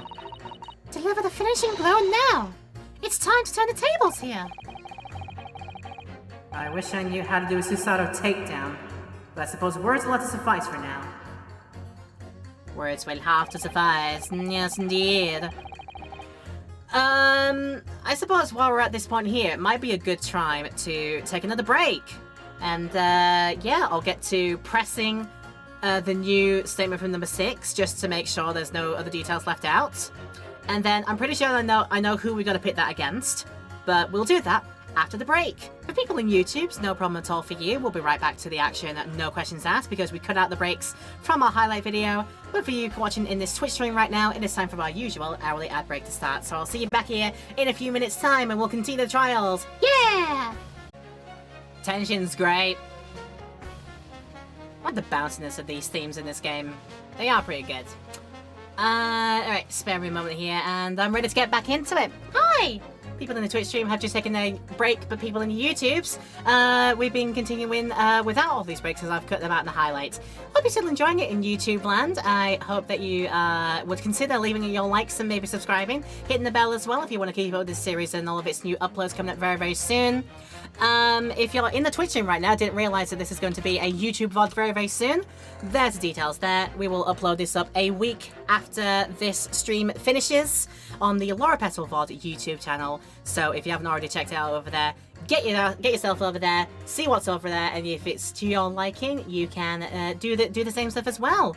Let me know what you like and what you'd like to what you make of all the series there, and catch up on everything that I've done in the years that I have done on Twitch through all of them. So yeah, go and take a peek and see what piques your fancy. All right. While I make it a point to make it back here, I know that at some point we are pitting number 2 against number 6, but since number 6 has amended their statements, we should probably push this and just make sure there's like not a detail that we're leaving out here. So we'll do it. I slipped over that even myself on Calabash Road. I knowed myself clean out, you know. Hold it. And that was at around 5 o'clock, you say? The same time as the victim was attacked? I don't know anything about the girl who was stabbed, but my dinner's on the table at the same time every day. And for the record, could you please identify the precise location of your fall? Oh goodness, it was eons ago now. I'm not sure I can remember. It was 3 days ago. Just try dredging your memory, please. I know you're old and it takes effort, but please, for the love of God. Well, let me see. It was especially slippery at around about... Oh, yes, I remember now. It was just on the corner here. Very far away from the incident of crime. What happened to you then? Were you alright? Well, you don't get too many people down Calabash Road, you see. So there was no one around when I fell. No one around when I knocked myself out. No one around when I came to again. And no one around when I sneezed. So I picked myself up and went back to my nice warm house where my grandchildren were waiting for me. A sad and lonely picture you paint, sir. You were fortunate not to have frozen to death. Yes. How lucky that he wasn't more seriously injured. True. It sounds like it was very nearly another hospital admission, or worse. Oh yeah, one more thing, then I'll be out of your hair. Were you wearing that same green overcoat on the day in question? Absolutely! Sure, of course I have. It took until this morning to dry out properly. Good job too, I have nothing to wear here. Do not give me that image, please. So count your blessings, I say. I said don't give me the image, game. Damn it. I suppose we should. This gentleman certainly has a close shave there. You've delivered the blow. Delivered the final blow, but we can't do it by takedown, we're gonna do it by words. So, yes, we check what number 2 said again. If he said that a woman in green collapsed before his eyes, why it can only have been the victim. Yeah, I seriously think...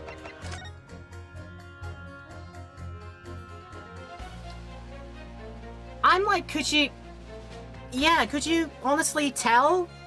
Unless you were told that right there and then that this was a lady that was down on the floor. If you weren't told that, and you had to look at the picture, you'd have to ask first, wouldn't you? Who is this person that's on the floor? Are they a man or a woman? Because honestly, can't tell much. And if you're on the dark street, with foggy conditions as well, you won't be able to tell them apart. The only thing you probably discern is big green coats. And since man was also wearing big green coats, number 6 over here. So yeah. So yeah, I think definitely who Mr. Natsume ended up seeing was an old grandpa on the floor rather than the stab victim. So we gotta pit 2 and 6 together, I think. Objection! Objection! Those two statements are clearly showing a flaw in the juror's reasoning. A flaw? What are you talking about, counsel? Well, juror number 2, juror number 6. My, whatever do you mean, sir?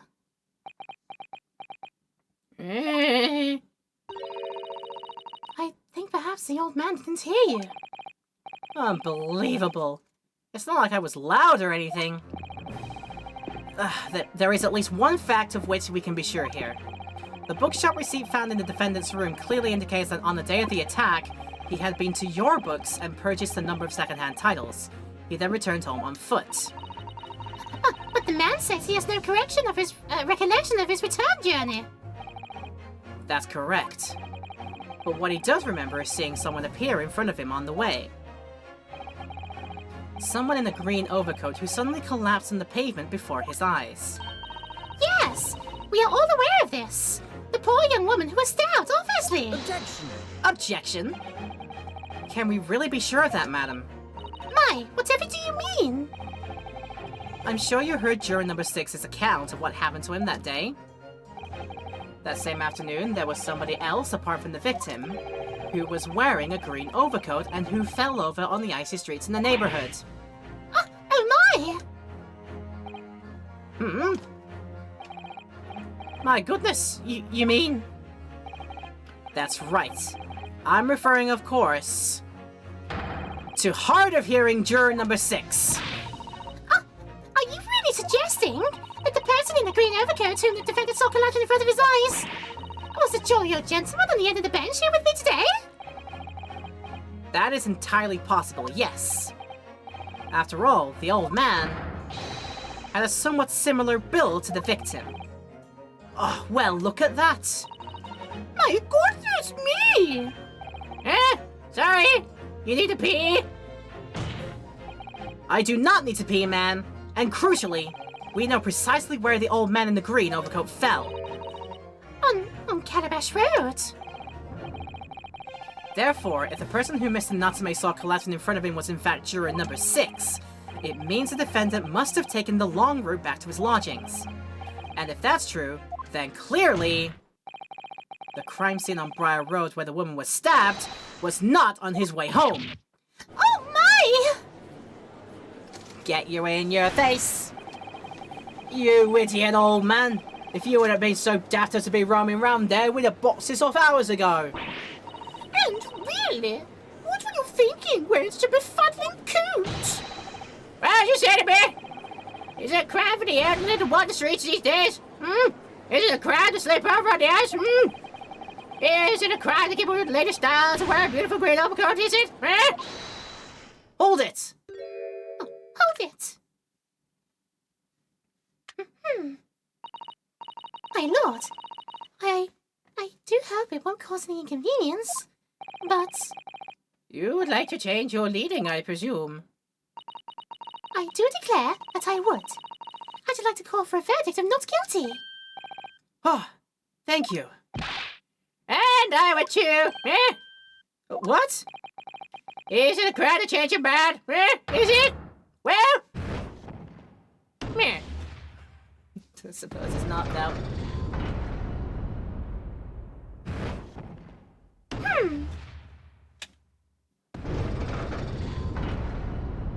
One of those flames is going to miss. And then we're going to have another fire problem in the Bailey. Ah, well, that summation examination has concluded with a rather large shift in opinion. The ayes 2, the noes 4. So the noes have it. Not guilty, they say. Which means we no longer have a consensus among the members of the jury. The trial will continue. Objection! Objection! So help me, I will split another glass in twain. In fact, I just did it now. Could it seem churlish of me to drink from my hallowed chalice moments after raising an objection? Only to crush it in disgust. Pray forgive the discourtesy. I really want to know how this man's brain ticks. This man is like the biggest enigma I've ever seen. I love it. in all honesty. Lord Van Zeeks, it seems I must retract my earlier remark. What do you mean? I mistakenly credited these jewelers with intelligence by describing them as insightful. Yet we have just witnessed them falling for a cheap trick performed by an Eastern entertainer. Eh? Whatever do you mean? Objection! I haven't tricked anyone. Everything I've said is the truth. Indeed. Stalwart Juror number 5 was undoubtedly repairing the road as he claims. I believe you said it was a good 2 yards of the pavement which you had excavated, sir. That's right, took me the whole day and they paid me a measly tuppence for it. Now, my learned Nipponese friend, tell me. Do you have any notion of the distance that 2 yards represents? Oh, man, if I'm honest, I don't have a clue. We don't do Imperial! 2 yards is a little less than 2 meters. Less than 2 meters? Yeah, that's not much at all. In other words, a distance readily vaulted by anyone of moderate vigor. Would you not agree, my stalwart friend? Hey, me? Well, I can't say you're wrong, no. Oh my goodness, is Julia resubscribing? Oh, I say! Julia, you sweet bean, thank you so much. What again? That's complete for 2 years now.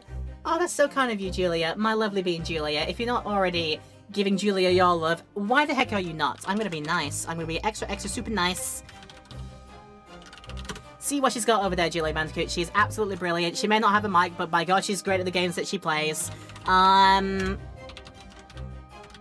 Just let me type it out. There it is.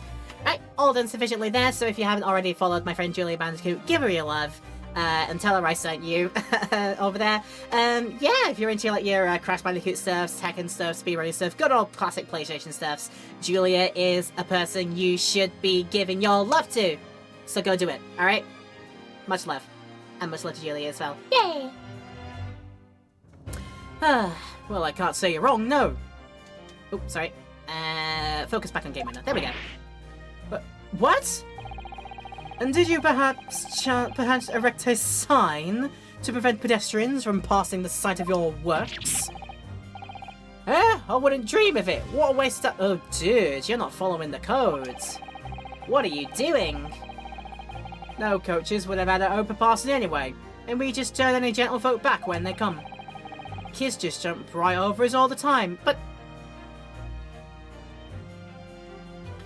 Do you really describe Soseki as a kid who could leap and jump literally everywhere?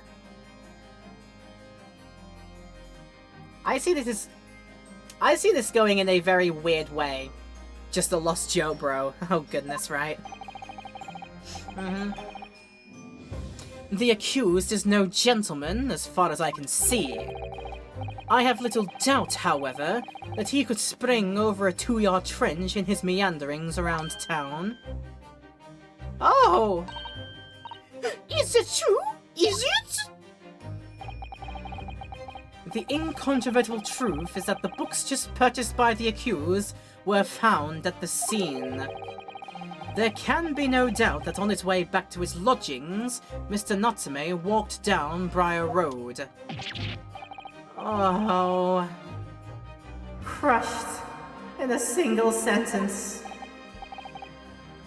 And, old man. Corbin!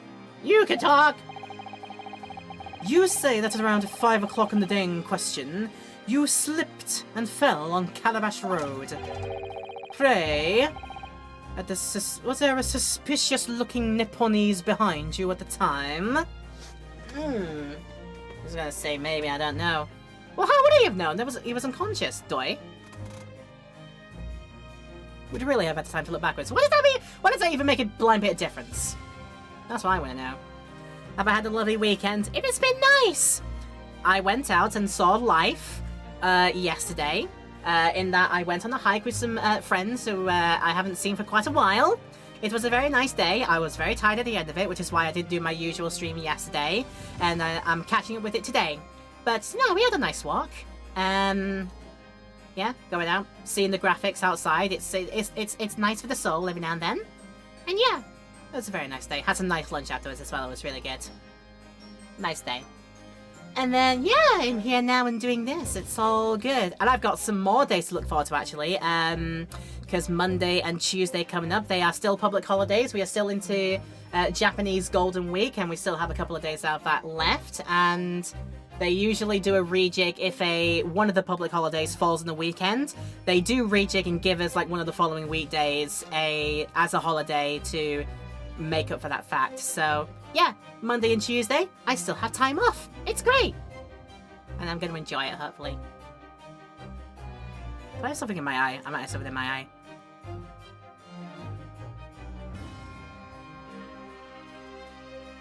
Nah, it's not irritated. It's fine. Alright, was there a suspicious looking Nipponese behind you at the time? Ah!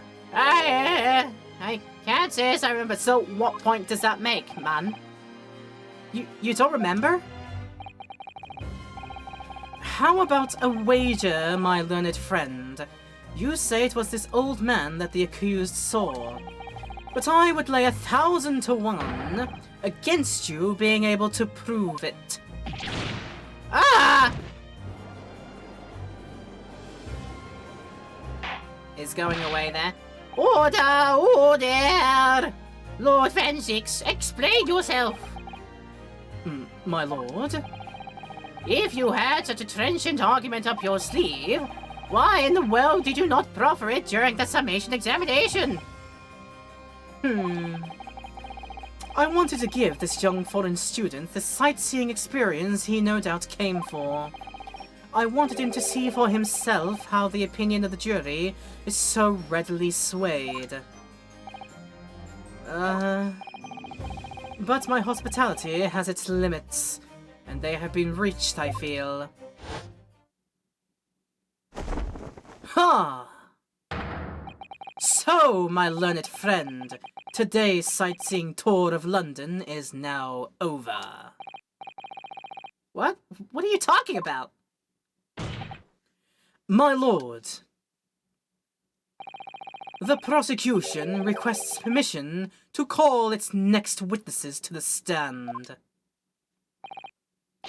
Granted. Bailiff, bring forth the witnesses. It's next witnesses? Mr. Naruhodo, do you not remember? We've been told on several occasions that there were eyewitnesses to the incident. Yeah, I remember. One of them being a Scotland Yard policeman, no less. I'm afraid that's likely to be the prosecution's next witness. Alright. No matter who Fensix brings to the stand as his witness, and no matter what they say, I believe in Soseki-san. I know he's innocent. And I'll keep believing to the very end, until this battle is over.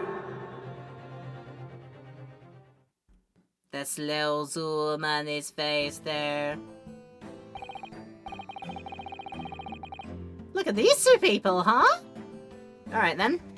Hang on. Let's get comfy in chair again. I'll probably take another drink before we continue.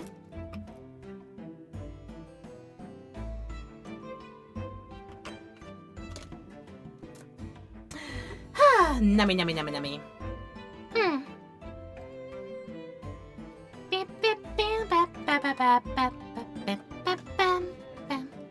Witnesses, please state your names and occupations for the courts.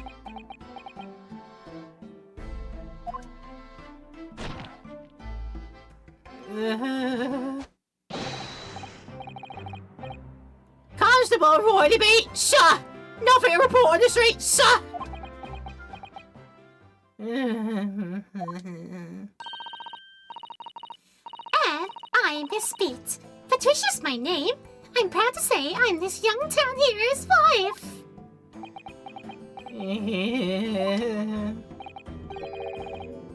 So, what's the story here? Just what's the story here, yeah. Well, in truth, we've not been married long. In fact, we celebrated our first anniversary any other day. No.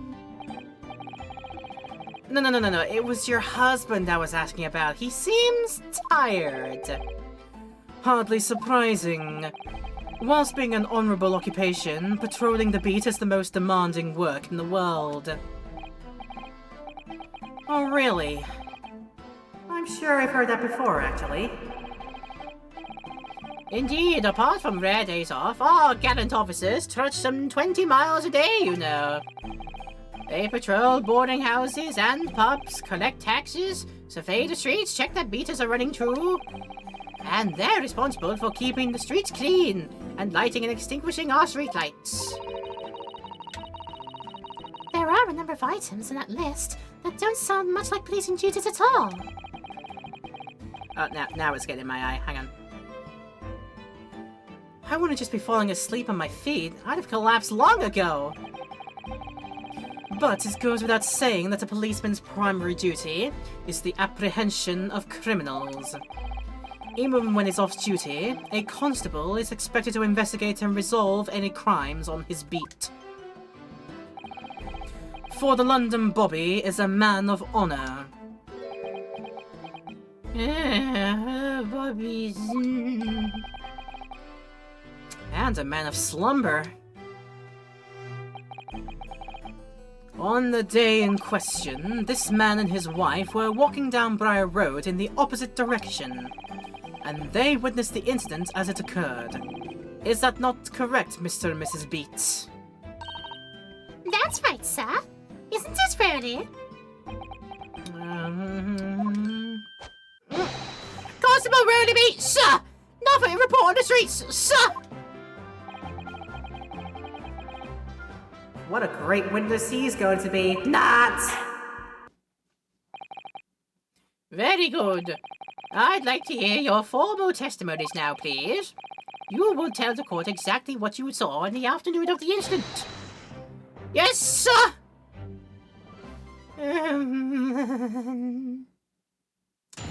This is gonna be fun. Alright, what these witnesses here saw. It was our wedding anniversary, and Rowley was taking me out for a meal. There was no time to change after work. Anyway, two silhouettes appeared out of the fog on the pavement in front of us. All of a sudden, one of them just collapsed on the floor, and the other scattered something before running off. We ran straight over, of course, and then went for help at a nearby police box. It was definitely that Japanese man in the dock. Rowley and I both saw him as clear as day. Really? But foggy, though. Well, this is extremely compelling testimony, I must say. Oh dear. This policeman and his wife are claiming to have positively identified Miss Nutsmay at the scene. If their testimony is true, the alternative course of events you've established in this amazing examination will be quashed. It's death knell, in fact. Because that alternative was never viable in the first place. Oh, what an unfortunate be chancing. And on your wedding anniversary, too. Oh, I know. But I still managed to go out for the evening with my man. I thank the Lord for that. Gosh, the life of a London Bobby just sounds very hard indeed. Indeed. However, this cross-examination will be over in minutes. You may well have time to rest this afternoon. What do you mean by that? My learned friend, the witnesses saw the face of the man fleeing the scene. They are testifying under oath that it was without doubt the accused, Mr. Soseki Natsume. And one of these witnesses is a policeman, no less. So you appreciate the gravity of the situation, I'm sure. Except that the man's so tired his wife has to do all the talking. Enough preamble. Counsel for the defense, commence the cross-examination, please. Yes, my lord. Okay, then. Nothing pops out to me immediately what they say, so we gotta press, I think. I wonder, these guys technically count as 2 witnesses, so maybe they react to what each other's saying. Maybe I've got to pay attention for that in this time. Let's see. Hold it! Hold it! No time to change after work, you say? Are you also a member of the police, Mrs. Beat? Oh no, certainly not. It's a job for strapping young men only. Women, children, and the elderly can't even apply. Great job, patriarchy! Great job, patriarchy! Yay! Well, I think you can probably see why children and the elderly can't do the job, can you? I think Rody looks ever so handsome in his uniform. It suits you down to the ground, doesn't it, darling?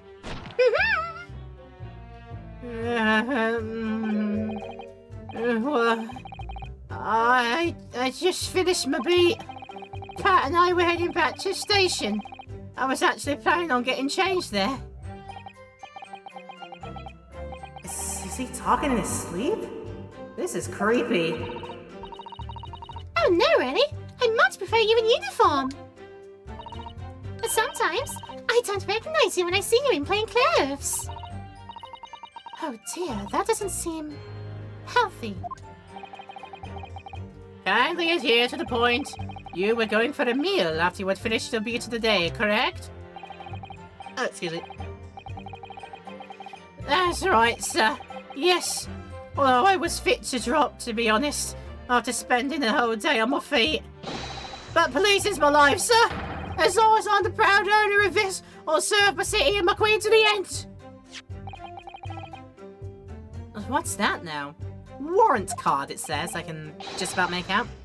My warrant card, sir. Proof that I'm a London copper. It has the noble founding principles of the force written on it as a reminder to all us policemen of our sworn duty. To patrol the streets of London town and uphold the peace for the common man. Sir! And for such a noble cause, I cover 20 miles every single day, without fail and without a grumble. Because I know that the plodding of my boots is all Londoners need to hear to heal safe and secure. I like voicing this guy. I will destroy my throat for it, but I like voicing this guy.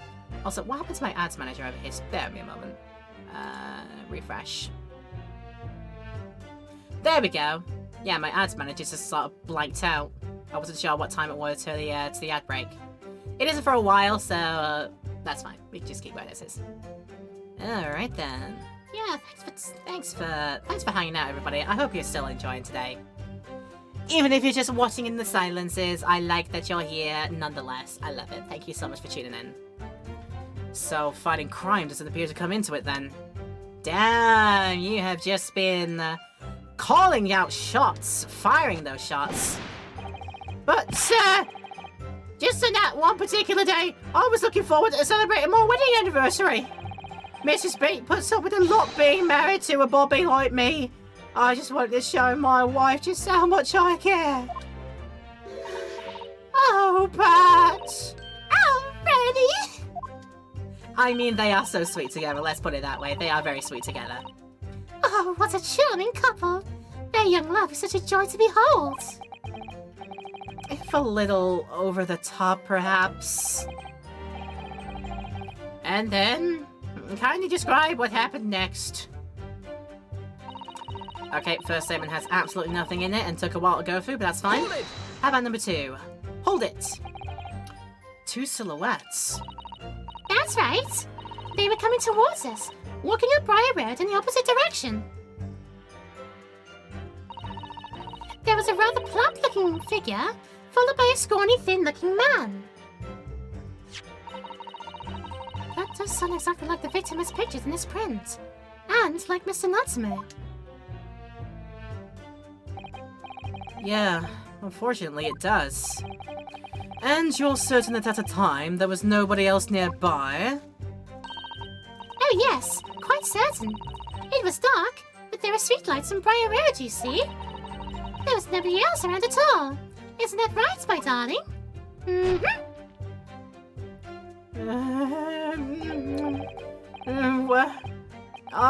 Yes, that's right. Of course there's a light fog on the ground. But Bry Road stretched straight, and you can see a fairly long way down the pavement.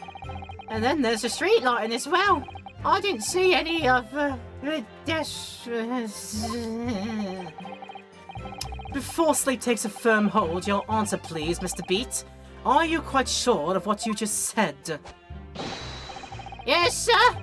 There's a copy spends all day, every day, keeping watch on the streets. I'd swear to it, sir.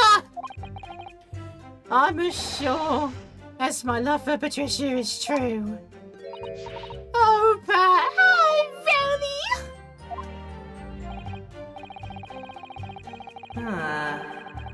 They're still maintaining that there was no one else around other than the victim and the attacker. It's starting to seem like that must be how it really happened. It's beginning to seem like there's nowhere to run. Well, that didn't stop Mr. Natsume, did it? He fled the scene all too convincingly. Thank you. I believe we have a reasonably clear idea of the situation just before the incident now. What happened in the crucial moments that followed? Alright, time for crucial moments. Scatter something before running off. We'll see about the scattering, maybe. That might have something in it. Hold it! Scattering something? What do you mean by that? Oh, well, I couldn't quite make out what it was at the time. But then when we got closer, we realized what it was. Didn't we, darling?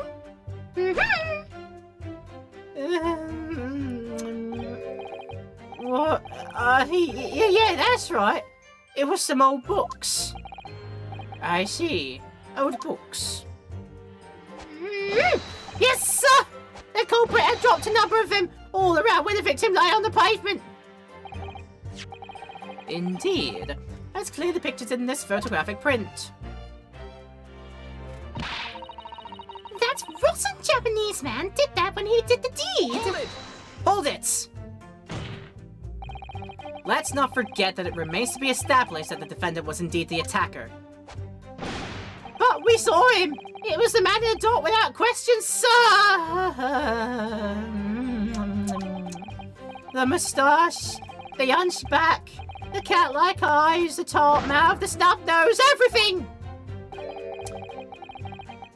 So is there any more insults you want to throw in? Xenophobic lots, the lot of you? Seriously? Seriously, they are making it sound like the xenophobia was worse.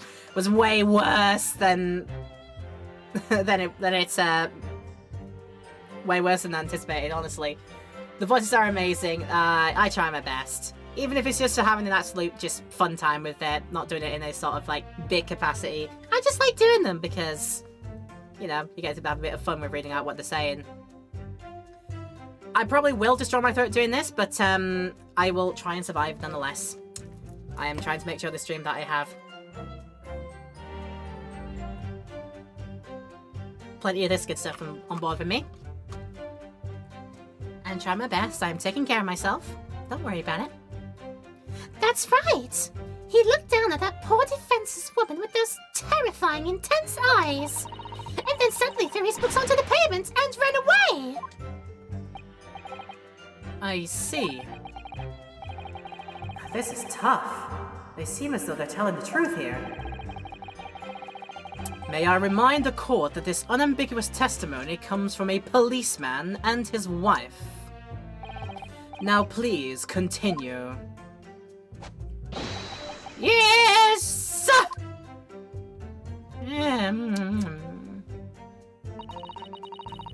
Ran straight over and then went for help at a nearby police box. Okay, what that has to say about that? Let me just check. I never did read the case file, did I? Young woman rendered unconscious following a stab wound to the back. Olive green, female, stout build, early 20s, pavement of Briar Road on east side, reporting officer, Rolly Beats. Victim remains unconscious and her name was gleaned from her personal effects. Other details are unknown. Apart from the single stab wound to the large knife, no other signs of injury are observed. The assailant was seen running away by the reporting officer and was successfully arrested the following day. Yeah, I don't think there's anything yet.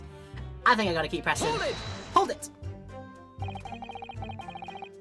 Was it your husband who went to fetch help? No, I went. I may not be a police officer myself, but I am the proud wife of one after all. Hi, darling.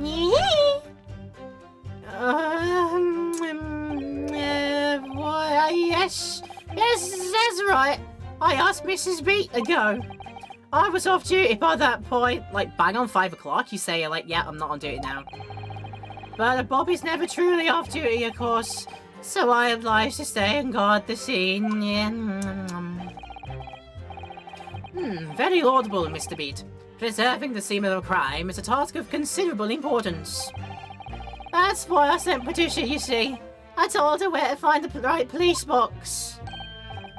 Forgive my ignorance, but what do you mean exactly by the right police box? It depends on the crime implication, you see, as to who deals with it. Where the woman was stabbed wasn't actually on my beat. So I told Patricia to wait at the police box for the beat the incident fell under so she could go and report it. I ran there as quickly as I could and asked for help from the Bobby on duty. There is nothing more potent than a young couple in love working together, you know. And thanks to your swift response, the case was quickly resolved. The actions of 2 model citizens. Oh, please. You're making me blush. Isn't he, darling?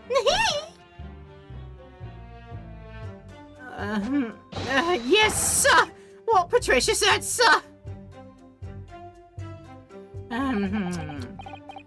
Okay, let's move on, shall we?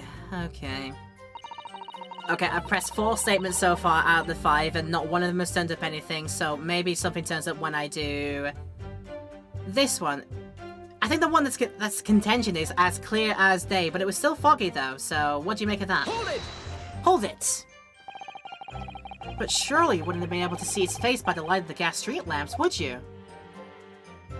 We absolutely could! Us Londoners have exceptional eyesight, I'll have you know! Right. The light for the street lamps was more than enough! And my husband already told you that the fog was only light, didn't he? Yeah. And what of the fog? We're famous for it across the globe, I believe. But it's an absolute menace to those of us who have to live with it, of course. Oh, it is! It is! When it's thick, you can't even see the hand at the end of your own arm. Yeah, alright, I get your point. Now, can you stop shaking your husband about? The constant fog makes our eyes very sharp, you see. Where's the X key? Press X to doubt! How, pray tell? And that's why we can tell for you for sure and certain that it was that little Japanese man we saw. Can't we, darling?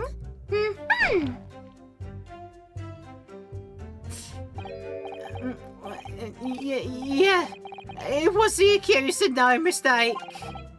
A moustache, the hunchback, the cat-like eyes, the tart mouth, the snub nose.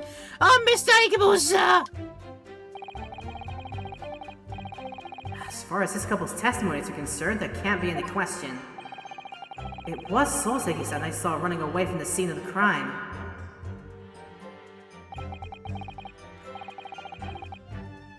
So that's it, is it? That's their entire testimony? What do you think, Mr. Naruhodo? Well, I hate to admit it, but on hearing the testimony, it really does seem as though Mr. and Mrs. Beat saw what they really saw.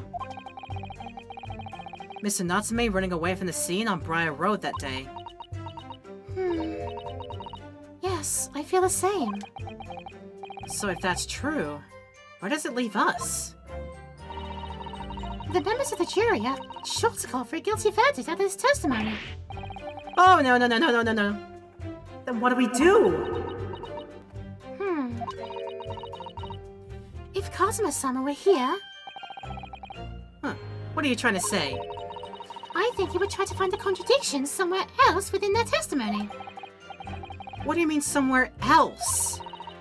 Their statement about seeing Mr. Natsume is unequivocal. Calling that into question wouldn't help. But If you can identify some other part of their testimony, which appears to contradict the facts, you might be able to discredit them, to make the jury doubt that the pair's memories of the day is accurate. Oh, right. Put simply, we must focus on finding the discrepancy in this statement somewhere. If we don't, I'm afraid the trial may reach an early and unfavorable conclusion. Oh. Why do I always seem to be so up against it?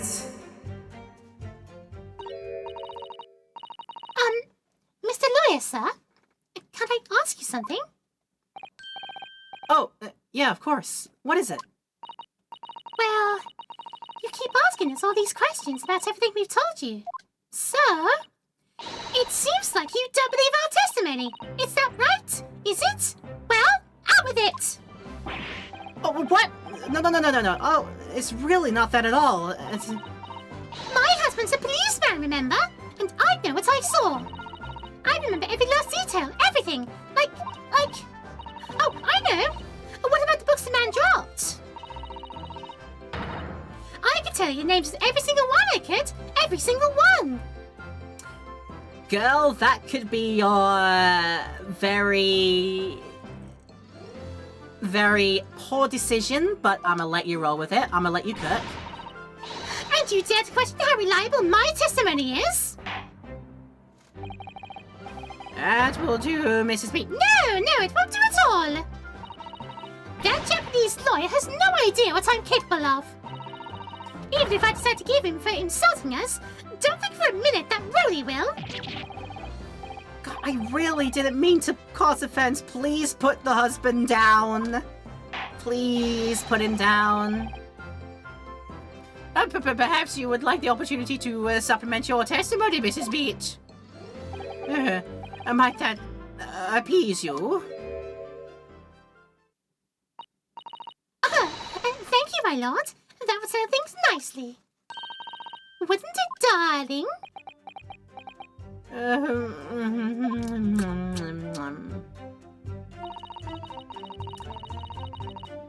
I could even tell you the names of the 4 books he dropped at the scene. 1, 2, 3 books. Girl, you're digging your grave here. Hold it! You are digging your grave here, but I'm gonna need to just double check and confirm. Alright, hold it. Yeah, we know that there were books dropped to the scene of the crime, as you say.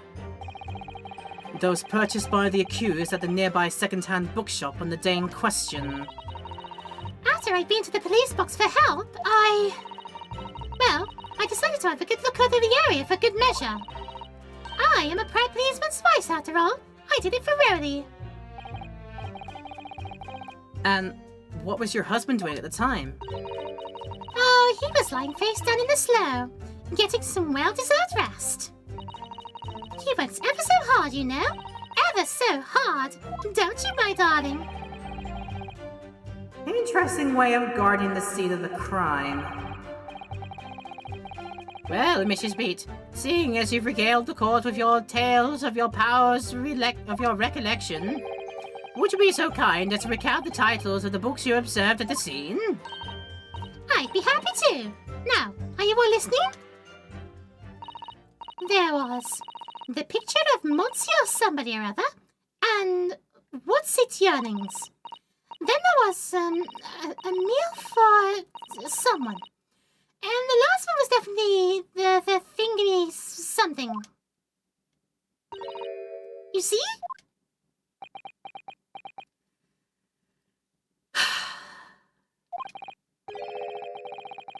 Yeah, I see there are 1 or 2 holes in your memory.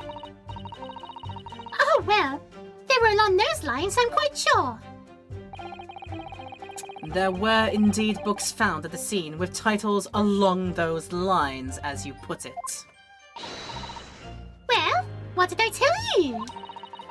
So I think it's very mean the way you've been implying that my testimony can't be trusted.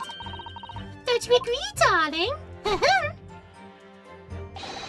Anyone who accepts my petition will have to eat a horse or 2. I've got a gun. I have a gun. Not afraid to use a gun. God. Terrifying. Yeah, she really is. Hot demo. Yep, found that. Yep.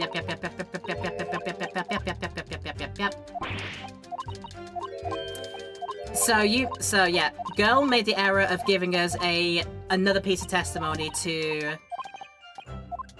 have a peruse over. So let's go over there. And have a look at the record.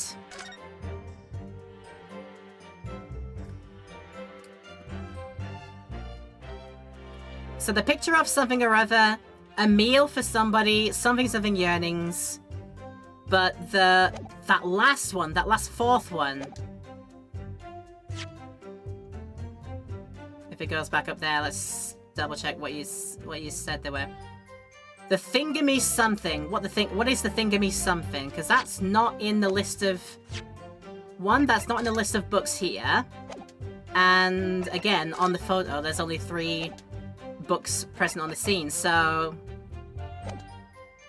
yeah, we can definitely refute that in a way, but it's just, is it with the evidence is it with the crime scene photo, or is it with the what is it? Oops. Is it with the receipt?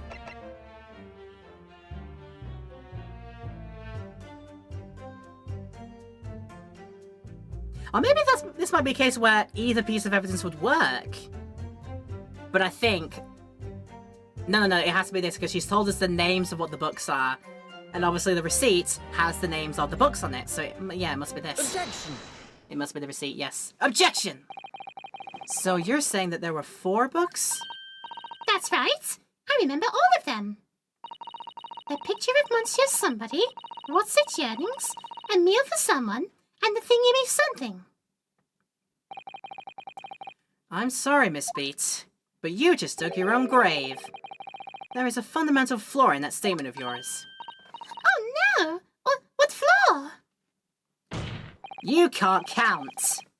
Simply that at the scene of the crime there were only 3 books, not 4. What?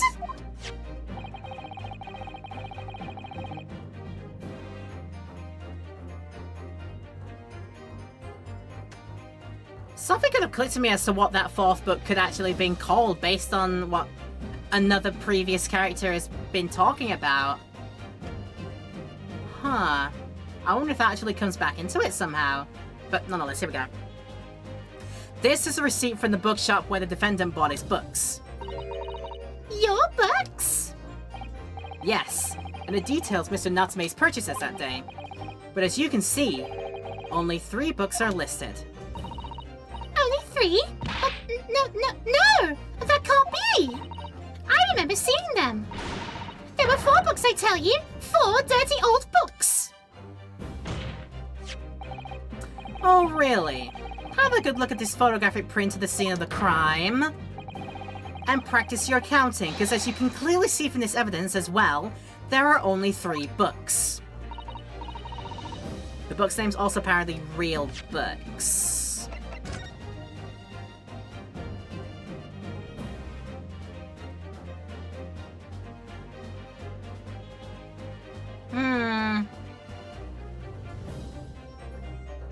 I can see it happening, but I wouldn't be able to say what the books being parodied are. Meal for Gabro?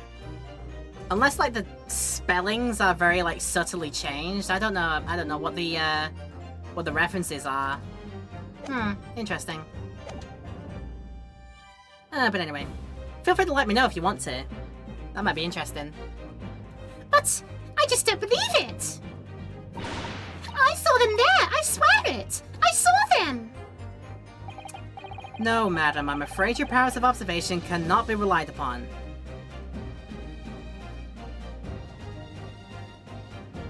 It's the first example. The picture of Dorian Gray. Ah, fair. Fun stuff.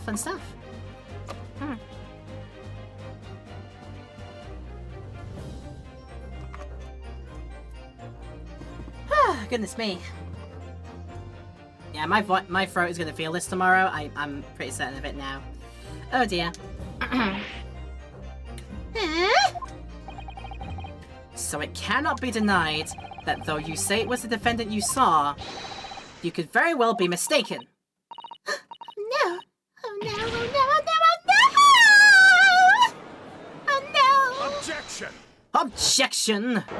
Oh god. The boot's gonna come out. The boot is going to come out at any moment. I am prepared for this moment. It's plainly evident that it is your powers of deduction that cannot be relied upon, my learned Nipponese friend. What? What cannot be denied is that these two witnesses saw the accused running from the scene. A fact that you know very well you have no hope of disproving. So you've striven to avert attention from that by dint of some inconsequential discrepancies. Would that be fair? Oh... And he sees right through me. Am I that transparent? Am I the glass man? But your plan has somewhat recoiled against you. What are you talking about? It's quite simple. Let me explain with a toast. To the policeman's wife and her entirely accurate testimony in every respect. You see, the matter is not up for debate. At the scene on Briar Road, a total of 4 books were most definitely found. Objection! But what about the photographic print? It only shows 3 books. Quite right. Only 3 can be seen in that print. In that print? You mean to say... Allow me to present another. One that shows the victim's hand. I don't believe it. It's the 4th book. As you will observe, the 4th book was hidden from view in the original print by the victim's torso. No. No! Order! There! You see? You see? Look at that! Look, look, look!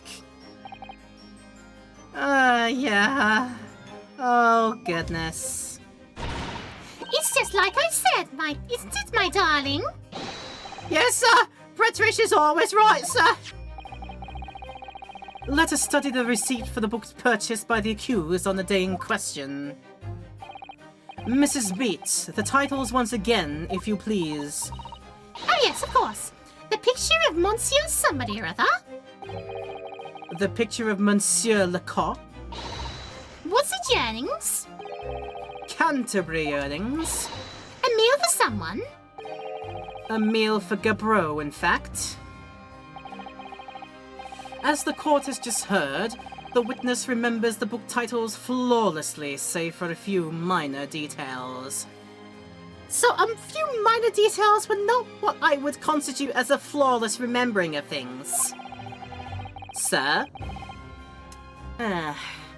Mrs. Beat's powers of recollection can only be described as exceptional.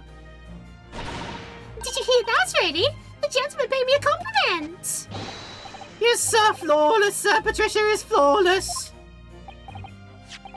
But there were only 3 books on the receipt, and Mrs. Beat mentioned 4. There's nothing surprising about that. Clearly the 4th book is that which is shown in this photographic print.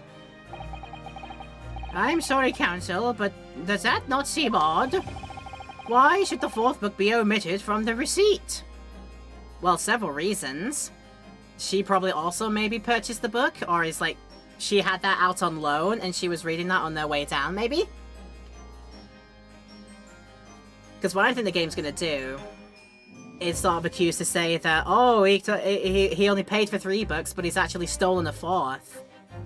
And try to incriminate it even more. Let's see where I go with this. It's not odd at all, my lord. As the photographic print clearly shows, the fourth book was found in the victim's clutches. In other words, it belongs to the victim. Okay, they're not going to incriminate him even more by saying he steals books from the library. The victim was holding her own book? I wonder, what became of that fourth book? Obviously, it wasn't overlooked by the investigating officers at Scotland Yard. I have it here as evidence. You will submit that and the aforementioned photographic print to the court, please. My pleasure, my lord. Second crime scene photograph entered in. It specifically shows the victim's hand and the book, and the fourth book in question. And said fourth book, entitled The Lion's Pride. Yeah, I heard that before. Somebody else, one of the other characters in the game mentioned that. It's like, that's one of my favorite books. And I can't get it back because it's been missing for quite some time or something like that. So yeah, interesting. Right, I've just seen where the ad timer is, and it's almost time to do one, so I think we found a point here to say another break time. Shall we do that? Shall we? Yes. Okay, don't worry for you in the YouTubes. I still hope you're enjoying what you're seeing here. Do let me know with your likes and subscriptions if you'd like to. And you'll be right back to us after this. We will cut out the break and the highlight, no problem for you in the YouTube. But for people in the live stream right now, it's time to take our usual hourly mandated ad break and take some rest for a little bit. I'll see you back here in a couple of minutes. Let's get back right into it. Okay, we are going to be skipping right into this. I didn't realize that clicking it into the window again would have skipped forward. But yeah, you haven't missed anything. He was just like getting up from his bow to say, yes, I will let you have this book as evidence. Why not? And thus here we are. The prosecution rests. I have nothing further to add. Good. Now I can add something myself. What? You seem surprised, my learned friend. But your resistance until now has been in vain. Entertaining, yes, but futile. Oh, God, excuse me. That was a bad sound I made. Spare me. Okay. The spurious longer route of the accused lodgings that you try to establish in your summation examination, and the attempted discrediting of the witness's powers of recollection in your cross-examination. Futile? Oh, I walked right into this, didn't I? You see? Everything we've said is true. Isn't that right, my darling? Yes, Pat! Marry me, Pat! You just got... 1 year anniversary, mate. Come on. So, perhaps the ladies and gentlemen of the jury would like to reconsider their positions? Should the court waste any more time on this Nipponese travesty? Or is the decision you have to make all too apparent already? You have heard all of the witnesses and seen all of the evidence. This trial has run its course. Mrs. Naruhodo, I'm afraid we're in a terribly precarious position. I know, but if I fight back in the wrong way now, I could very well just make matters worse. Think, Yunosuke, think! What do you do now? Oh, what do you do now? Fantastic question. And this one, we get a dock if we get the wrong answer in. So, contingency save just in case. I know we still have 5 lives, but you never know, I could waste them all here and now. From this point onwards.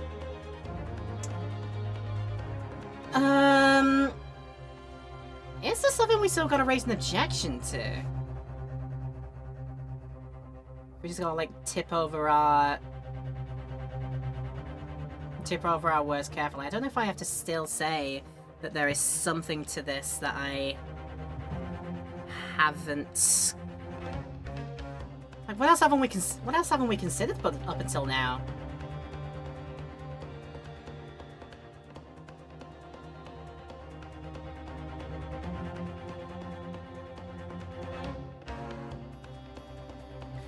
I mean, I think the blindingly obvious thing that I can think of is just the fact that we still don't know as to any big motive. Like, what exactly is Natsume gotta have against this random other person that they somehow walked along the side, that they somehow encountered across the street? What does Natsume have against anybody in here? But I think, yeah, I'm gonna at least try and raise something. I'll see where the game takes me, so let's go for it. Objection! Objection! I think that was right. I'm not done yet, but I'm not done yet. Pure Billy Mays energy. No, my learned friend, it is over. That last cross-examination was your final chance to establish a credible defense, and you failed. The die has been cast. There is no more room for debate. Well, it might be over as far as you're concerned, but... I can't think of what to say.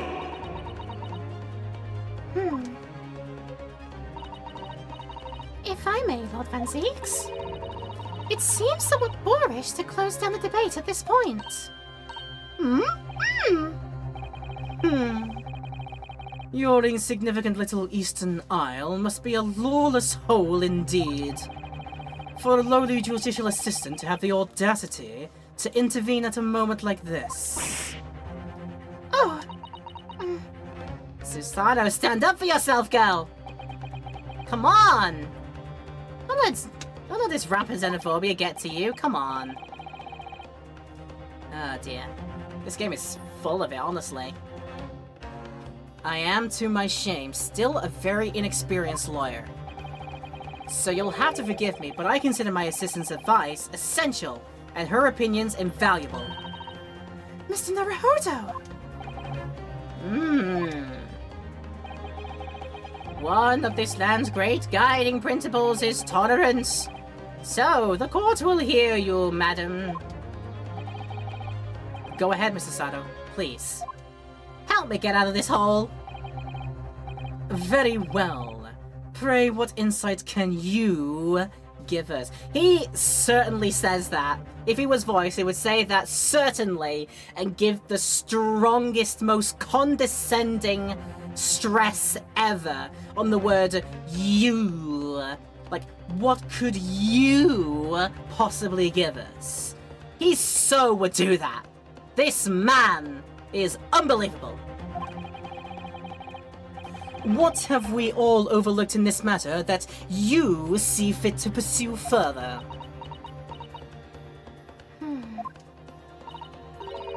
Well, the court has been presented with new evidence, but only after the last cross-examination finished.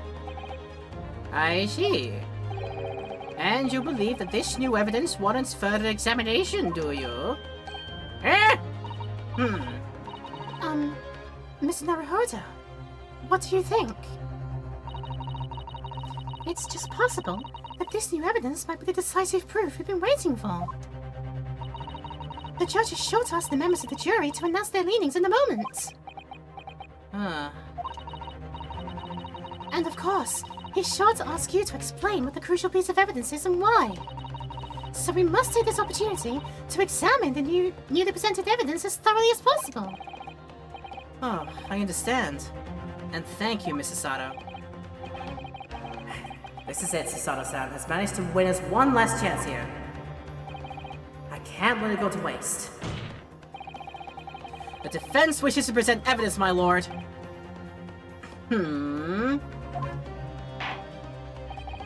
Very well. The defense may present one further piece of evidence. Evidence that apparently offers a profound insight into this case and has hitherto been overlooked. Alright, examine the book and let's have a look. What could we point out here? So the name of the book, The Lion's Pride. Let me see. It's a book entitled The Lion's Pride. I'm afraid I don't know any English literature at all. So it wouldn't be something I've heard. Wait a minute! The Lion's Pride? That's strange. I think I have heard of a book by that name before. And very recently, too. It's a title I recognize too, Miss Naruhodo. Oh, yo! Turn it around and what should we see? That it is being burnt. So yes! Yes, as I thought, because, Mr. Landlord person. The big thing of him that happened in his room, that his cabinet of books was set alight. And he said he was a fan of this particular book in particular, The Lion's Pride. Go on then, let's examine the burn marks. So yeah, we've got to present this as the evidence, but let's just see it first. Oh, look at this! The book has been badly burnt. You're right. You'd never be able to read it in this state, especially not the latter pages. What a terrible waste. Judging from the score check marks to the paper, I think the damage must have occurred very recently. A book? Recently damaged by fire? Why does that seem to raise a red flag with me? The 4 book's information, we update it in the court records. Right, so after the examination, then we can present it. I guess. Alright. Lo, the book is burnt and we know why! Take that! And it might present to us a lead. The evidence in question is what we can see from the newly presented photographic print of the crime scene. The 4th book, found in the victim's hand. Objection! Objection! We have already discussed the 4th book at length. Other than it being in the victim's grasp at the time of the incident, no significance has been attached to it. Pursuing the matter further would be a flagrant waste of the court's time, as you well know. Ah! Yes, I'm afraid, counsel, I must concur with the prosecution on this matter. When I afforded you this opportunity, you led the court to believe that the evidence in question contained a hitherto undiscovered clue. So I must insist that you elaborate, counsel. You will identify this clue at once. Do I make myself clear? Oh, yes, my lord. It's, Mr. Naruhodo, I believe the prosecution is trying to avoid a thorough examination of the evidence. Which means you may very well be on the right track. Yeah, I think you might be right. So, counsel, precisely where is the vital clue to this case, which this 4th book conceals? It's obviously the fact that it's burnt at the back, you silly people. Got it! Got it! I would ask the court to observe the back of the book in question. The back? What do you... Good gracious! It's been burnt to a crisp! So we have to ask ourselves, why was the victim clutching what is clearly an unreadable book? It is undeniably an extremely unnatural thing for her to have been doing. Hot damn. Objection! Objection. Unnatural, you say? And what of it, my Nipponese friend? You have all of the excuse. You can talk about what of it. Some of the things you brought up in here have been like, yeah, what is the actual point of what you were saying here, my friend? What is the actual point? Oh. Were I to concede the point, it bears no relation to the case. There is nothing to discuss. So, should you wish to assert that this fire damage is some veiled clue as to what happened that day, pray do enlighten us all. What truth does this charred book hide? A charred book? There is just one possibility here, which I can't quite bring myself to rule out. It's an outside chance, certainly, but worth a try. Alright, I'll explain my theory. Don't keep us waiting any longer then, counsel.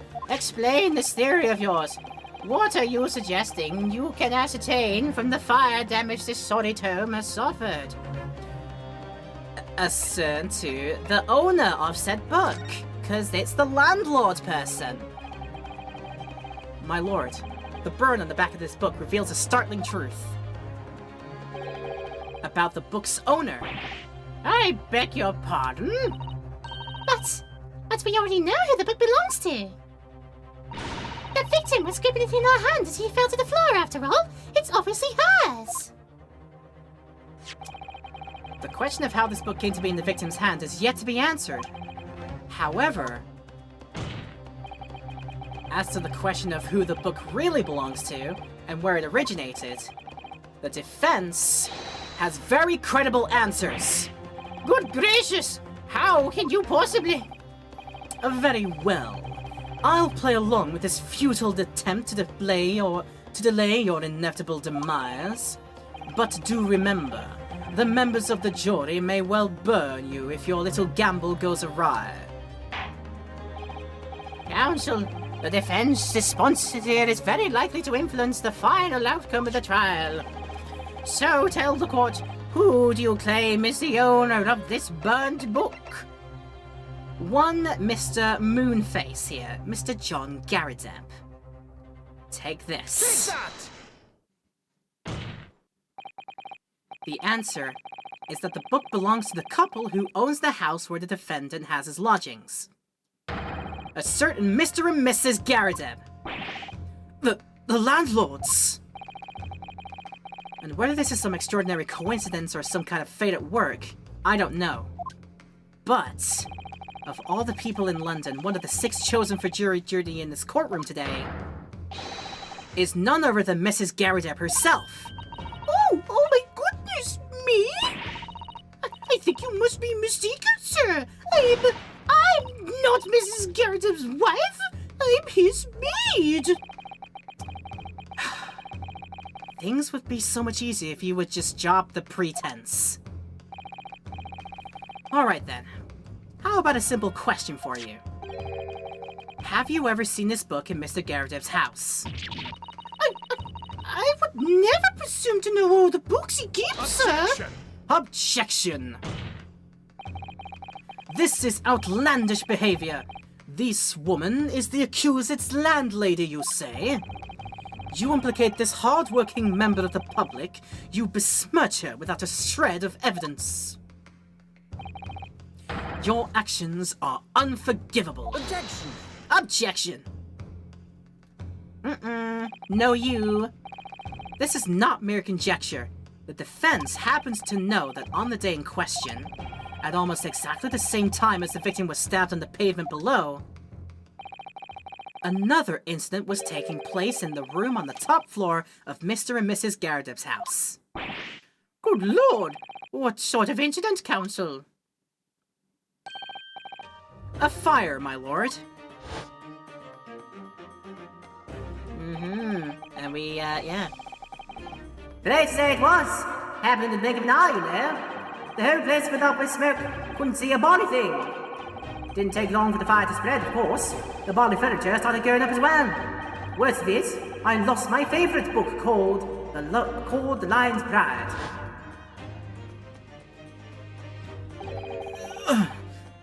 Lion's Pride.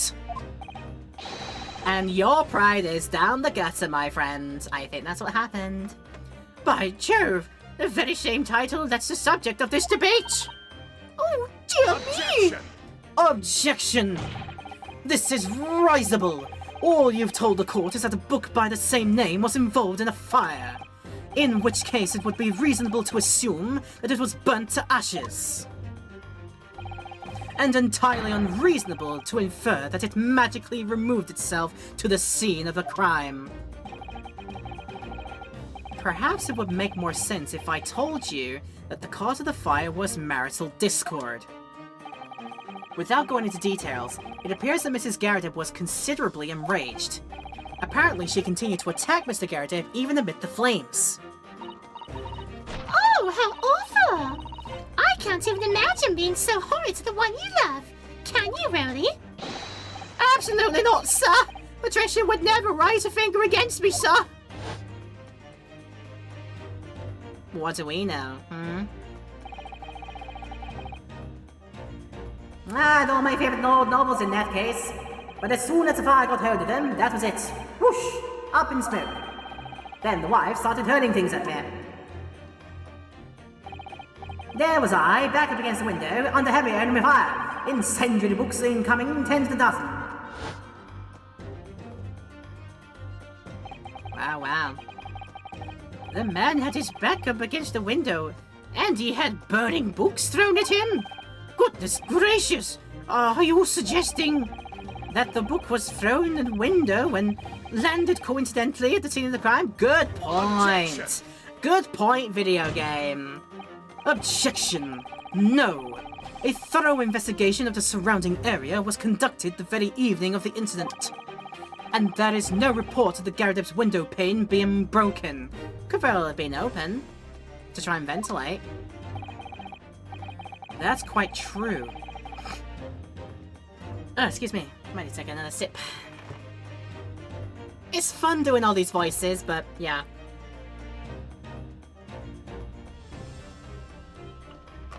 In the slightly not 100% state I am feeling in currently, I think my voice is going to yell at me by ways of not allowing me to yell by the time I get around to tomorrow, but we'll see. All worth it for the cause, all worth it for the good vibes and entertainment, and I hope you're still enjoying it. That's quite true. We also saw no sign of broken glass when we visited the Gyarados household. But is it not conceivable that the window was open at the time and not even remotely? Let us not forget the season and the chilling weather that accompanies it. But ventilation though, because you don't want a room filling up with fire smoke, come on now. No Londoner would ever leave a window open in the middle of winter. Ah. Does the defense postulate this scenario in all seriousness, Counsel? Do you earnestly claim that the book found at the scene was a flaming projectile thrown by Mr. Gyarados' wife? I believe it's a possibility, my lord.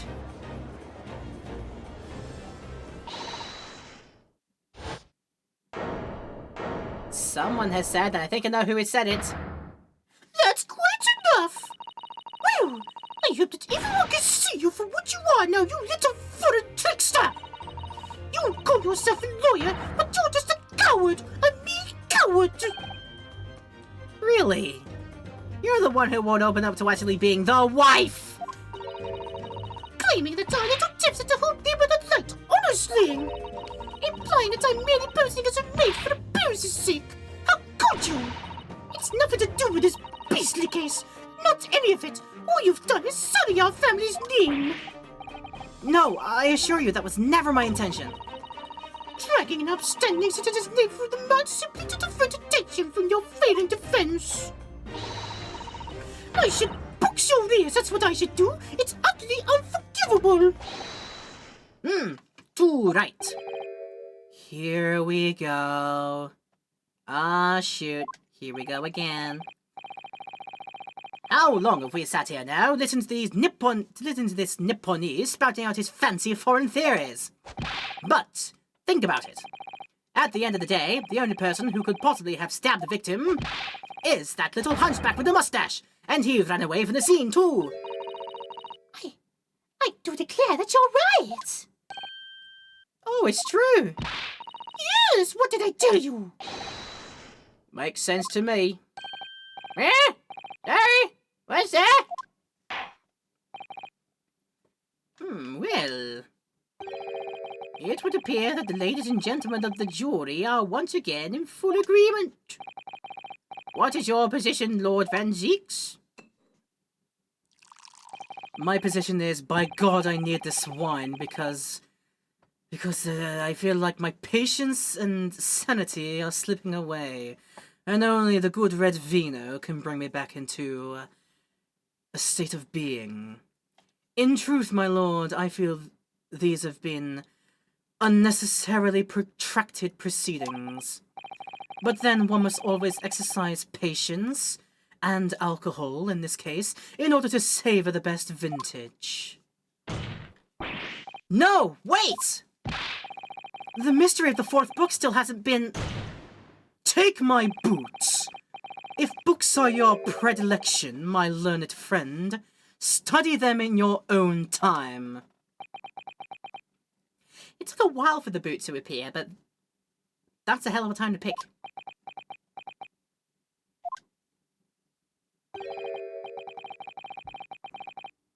What? No forgive the discourtesy this time? Oh, this time he means it, you know.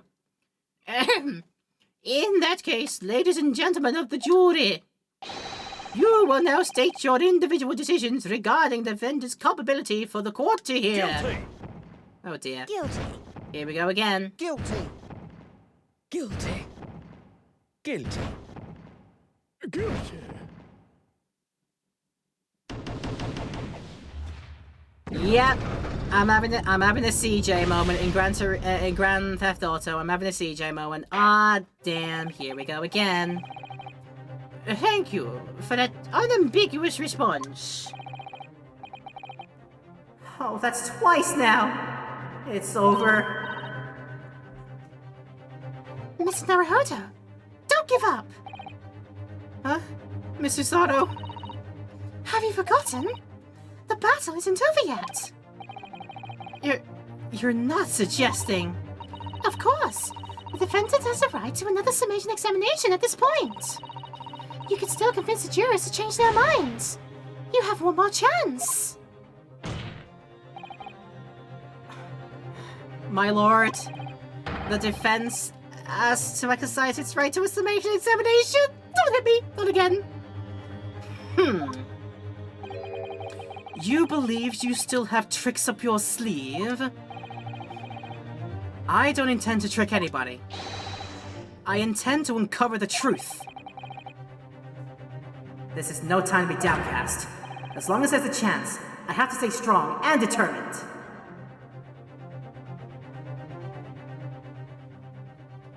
I surmise that it is all phony baloney. This entire thing. Oh, dear me, oh, dear me. Well, since it has given us the fact that we are going to save our current progress here, and it's said to be continued, I think we are actually going to follow the rule and say we will have this to be continued next time out.